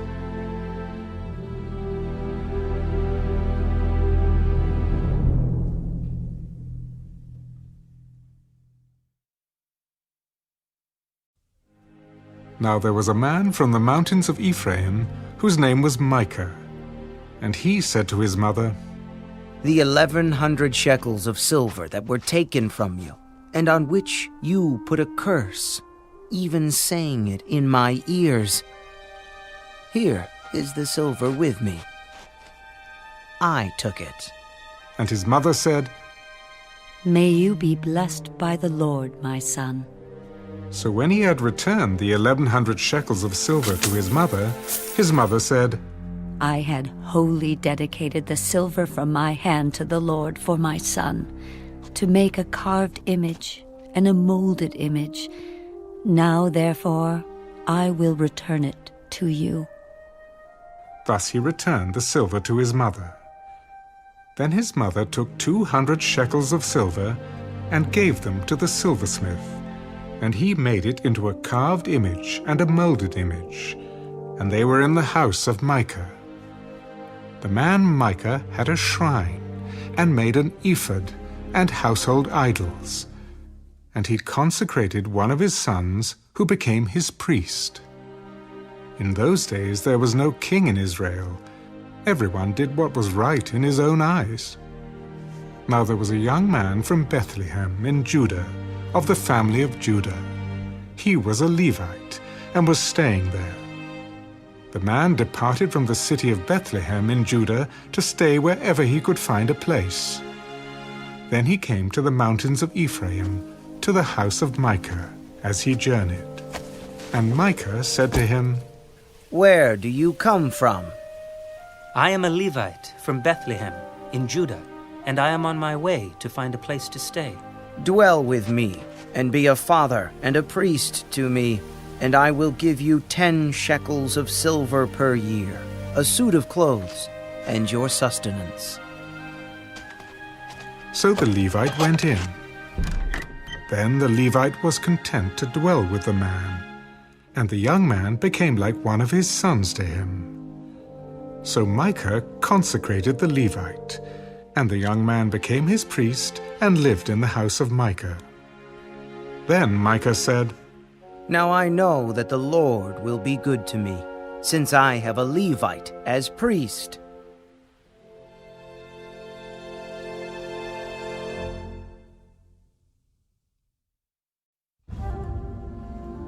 In those days there was no king in Israel. And in those days the tribe of the Danites was seeking an inheritance for itself to dwell in. For until that day their inheritance among the tribes of Israel had not fallen to them. So the children of Dan sent 5 men of their family from their territory, men of valor from Zorah and Eshtaol, to spy out the land and search it. They said to them, "Go, search the land." So they went to the mountains of Ephraim, to the house of Micah, and lodged there. While they were at the house of Micah, they recognized the voice of the young Levite. They turned aside and said to him, "Who brought you here? What are you doing in this place? What do you have here?" Thus and so Micah did for me. He has hired me, and I have become his priest. Well, please inquire of God that we may know whether the journey on which we will go will be prosperous. Go in peace. The presence of the Lord will be with you on your way. So the 5 men departed and went to Laish. They saw the people who were there, how they dwelt safely, in the manner of the Sidonians, quiet and secure. There were no rulers in the land who might put them to shame for anything. They were far from the Sidonians, and they had no ties with anyone. Then the spies came back to their brethren at Zorah and Eshtaol, and their brethren said to them, "What is your report?" Arise, let us go up against them, for we have seen the land, and indeed it is very good. Would you do nothing? Do not hesitate to go and enter to possess the land. When you go, you will come to a secure people and a large land, for God has given it into your hands, a place where there is no lack of anything that is on the earth.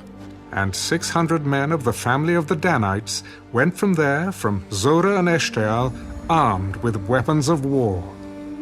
Then they went up and encamped at Kirjath Jearim in Judah. Therefore they call that place Mahane Dan to this day. There it is, west of Kirjath Jearim. And they passed from there to the mountains of Ephraim, and came to the house of Micah. Then the 5 men who had gone to spy out the country of Laish answered and said to their brethren, Do you know that there are in these houses an ephod, household idols, a carved image, and a molded image? Now therefore, consider what you should do. So they turned aside there, and came to the house of the young Levite man, to the house of Micah, and greeted him. The 600 men armed with their weapons of war, who were of the children of Dan, stood by the entrance of the gate. Then the 5 men who had gone to spy out the land went up. Entering there, they took the carved image, the ephod, the household idols, and the molded image. The priests stood at the entrance of the gate with the 600 men who were armed with weapons of war. When these went into Micah's house and took the carved image, the ephod, and the household idols, and the molded image, the priest said to them, What are you doing? Be quiet. Put your hand over your mouth and come with us. Be a father and a priest to us. Is it better for you to be a priest to the household of one man, or that you be a priest to a tribe and a family in Israel? So the priest's heart was glad, and he took the ephod, the household idols, and the carved image, and took his place among the people. Then they turned and departed, and put the little ones, the livestock, and the goods in front of them. When they were a good way from the house of Micah, the men who were in the houses near Micah's house gathered together and overtook the children of Dan. And they called out to the children of Dan. So they turned around and said to Micah, What ails you, that you have gathered such a company? You have taken away my gods, which I made, and the priest, and you have gone away. Now what more do I have? How can you say to me, What ails you? Do not let your voice be heard among us, lest angry men fall upon you, and you lose your life with the lives of your household. Then the children of Dan went their way. And when Micah saw that they were too strong for him, he turned and went back to his house. So they took the things Micah had made, and the priest who had belonged to him, and went to Laish, to a people quiet and secure. And they struck them with the edge of the sword, and burned the city with fire. There was no deliverer, because it was far from Sidon, and they had no ties with anyone. It was in the valley that belongs to Beth Rehob. So they rebuilt the city, and dwelt there. And they called the name of the city Dan, after the name of Dan their father, who was born to Israel. However, the name of the city formerly was Laish. Then the children of Dan set up for themselves the carved image. And Jonathan, the son of Gershom, the son of Manasseh, and his sons were priests to the tribe of Dan until the day of the captivity of the land. So they set up for themselves Micah's carved image which he made, all the time that the house of God was in Shiloh.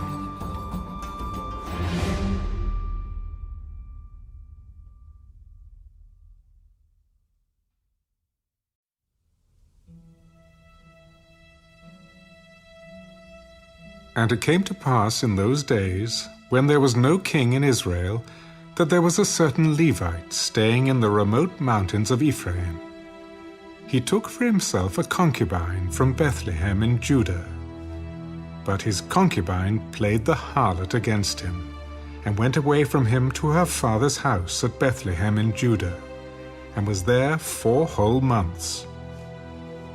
Then her husband arose and went after her, to speak kindly to her and bring her back, having his servant and a couple of donkeys with him.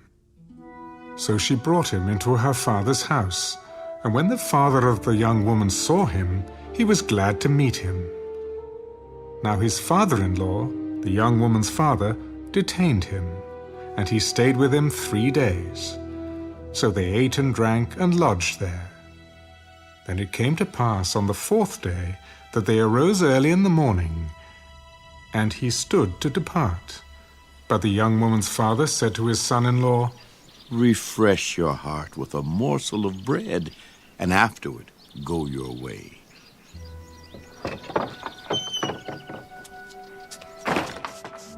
So they sat down, and the 2 of them ate and drank together. Then the young woman's father said to the man, "Please be content to stay all night, and let your heart be merry." And when the man stood to depart, his father-in-law urged him. So he lodged there again. Then he arose early in the morning on the 5th day to depart. But the young woman's father said, "Please refresh your heart." So they delayed until afternoon, and both of them ate. And when the young man stood to depart, he and his concubine and his servant, his father-in-law, the young woman's father, said to him, "Look, the day is now drawing toward evening. Please spend the night. See, the day is coming to an end. Lodge here that your heart may be merry. Tomorrow, go your way early, so that you may get home." However, the man was not willing to spend that night. So he rose and departed, and came to opposite Jebus, that is, Jerusalem. With him were the 2 saddled donkeys. His concubine was also with him. They were near Jebus, and the day was far spent. And the servant said to his master, "Come, please, and let us turn aside into the city of the Jebusites and lodge in it." But his master said to him, "We will not turn aside here into a city of foreigners, who are not of the children of Israel. We will go on to Gibeah. Come, let us draw near to one of these places, and spend the night in Gibeah or in Ramah." And they passed by, and went their way. And the sun went down on them near Gibeah, which belongs to Benjamin. They turned aside there to go in to lodge in Gibeah. And when he went in, he sat down in the open square of the city, for no one would take them into his house to spend the night. Just then, an old man came in from his work in the field at evening, who also was from the mountains of Ephraim. He was staying in Gibeah, whereas the men of the place were Benjamites. And when he raised his eyes, he saw the traveler in the open square of the city.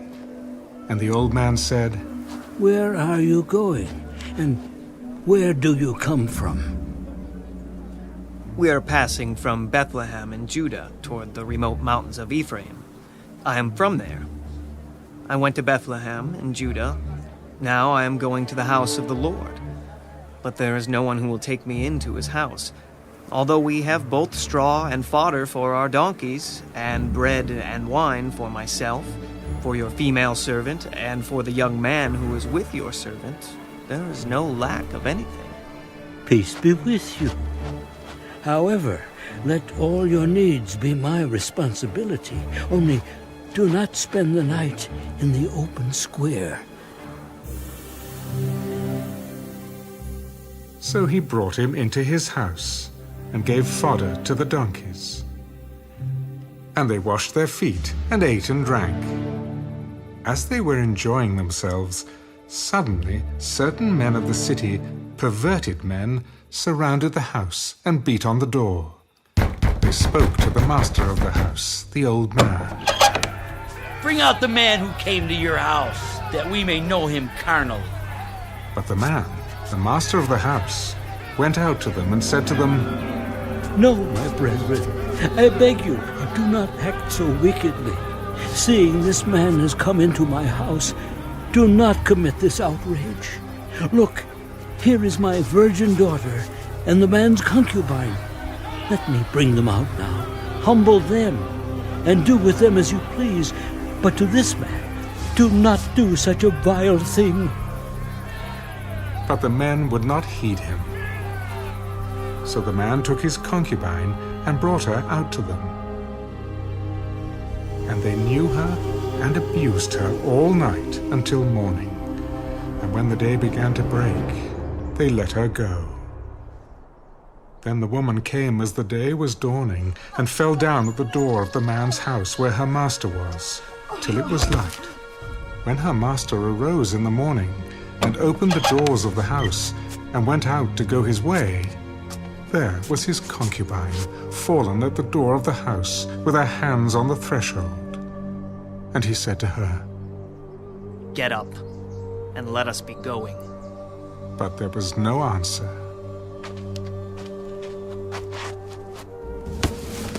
So the man lifted her onto the donkey. And the man got up and went to his place. When he entered his house, he took a knife, laid hold of his concubine, and divided her into 12 pieces, limb by limb, and sent her throughout all the territory of Israel. And so it was that all who saw it said, No such deed has been done or seen from the day that the children of Israel came up from the land of Egypt until this day. Consider it, confer, and speak up.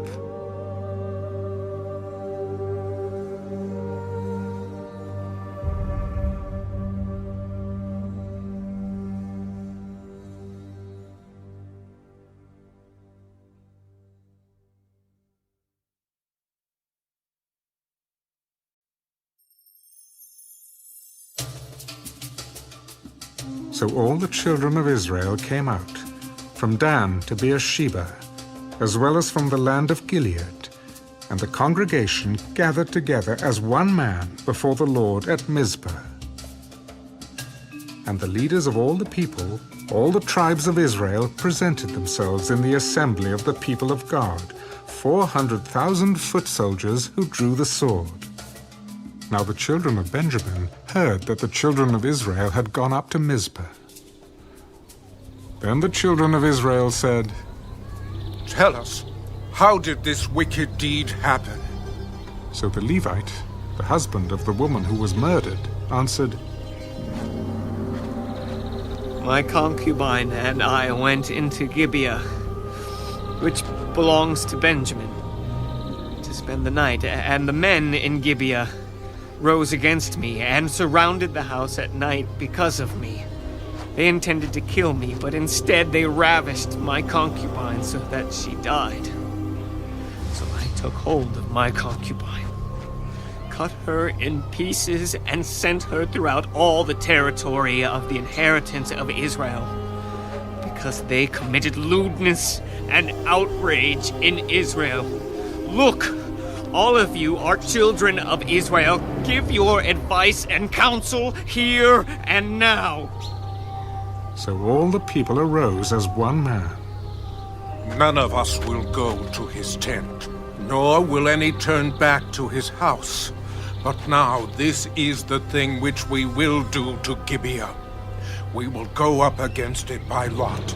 We will take 10 men out of every 100 throughout all the tribes of Israel, 100 out of every 1,000, and 1,000 out of every 10,000, to make provisions for the people, that when they come to Gibeah in Benjamin, they may repay all the vileness that they have done in Israel. So all the men of Israel were gathered against the city, united together as one man. Then the tribes of Israel sent men through all the tribe of Benjamin, saying, "What is this wickedness that has occurred among you? Now therefore, deliver up the men, the perverted men who are in Gibeah, that we may put them to death and remove the evil from Israel." But the children of Benjamin would not listen to the voice of their brethren, the children of Israel. Instead, the children of Benjamin gathered together from their cities to Gibeah to go to battle against the children of Israel.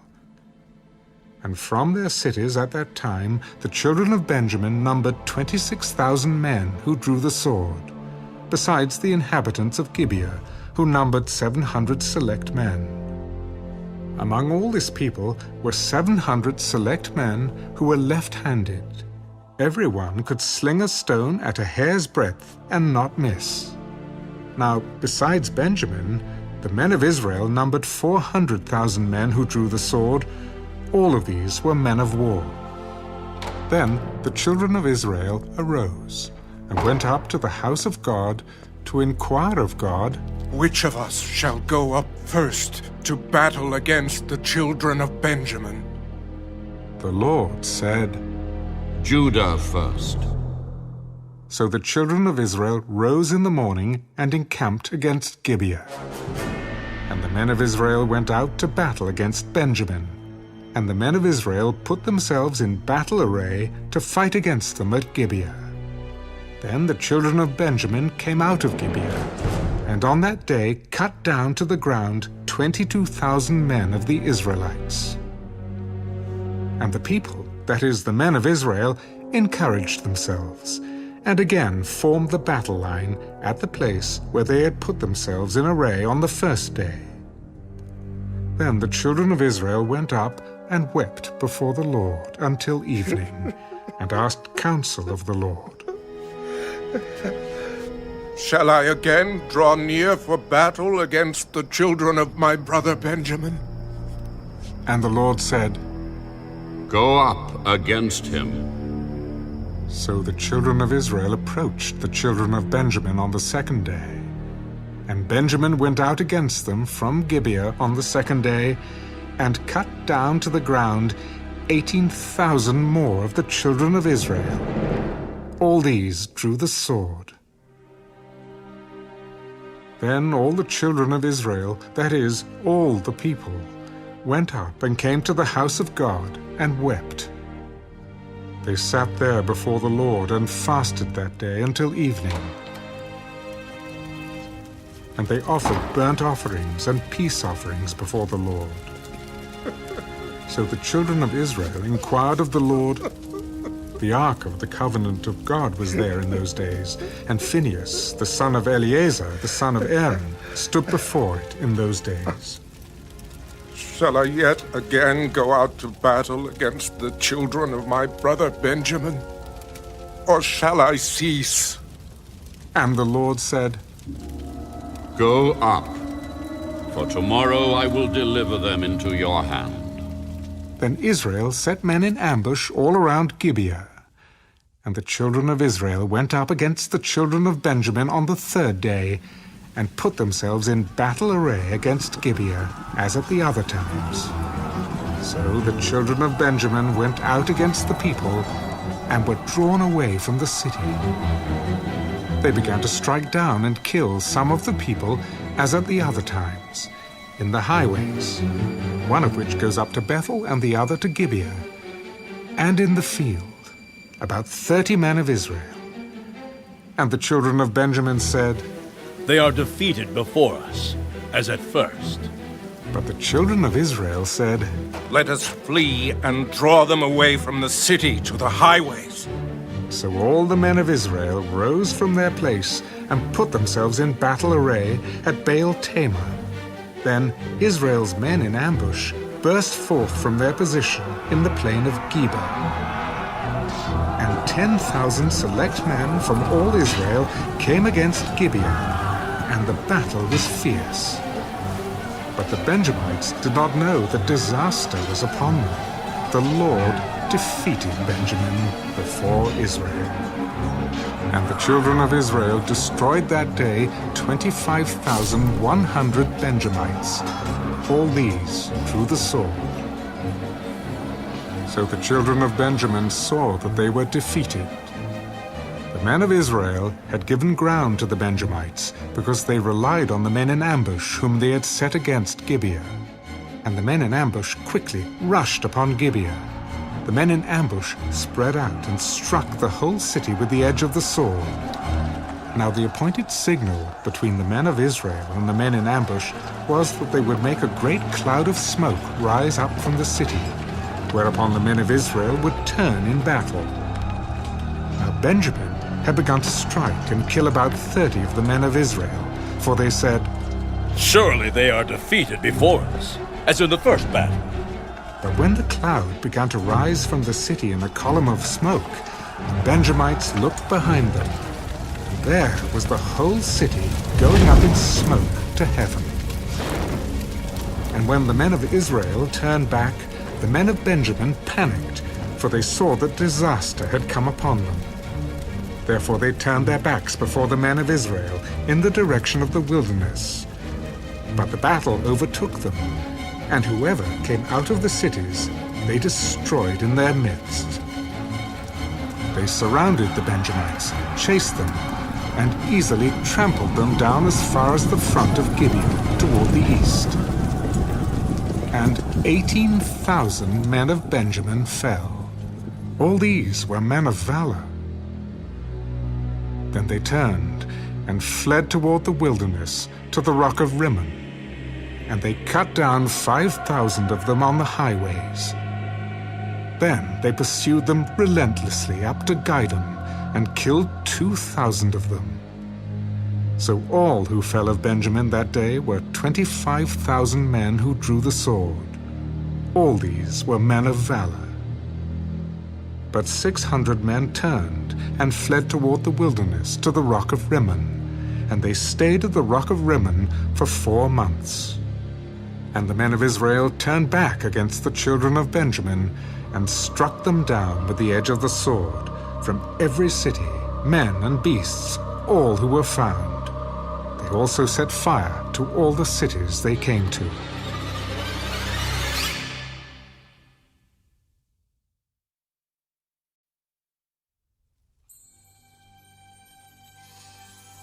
Now the men of Israel had sworn an oath at Mizpah. None of us shall give his daughter to Benjamin as a wife. Then the people came to the house of God and remained there before God till evening. They lifted up their voices and wept bitterly. O Lord God of Israel, why has this come to pass in Israel, that today there should be one tribe missing in Israel? So it was, on the next morning, that the people rose early and built an altar there, and offered burnt offerings and peace offerings. The children of Israel said, Who is there among all the tribes of Israel who did not come up with the assembly to the Lord?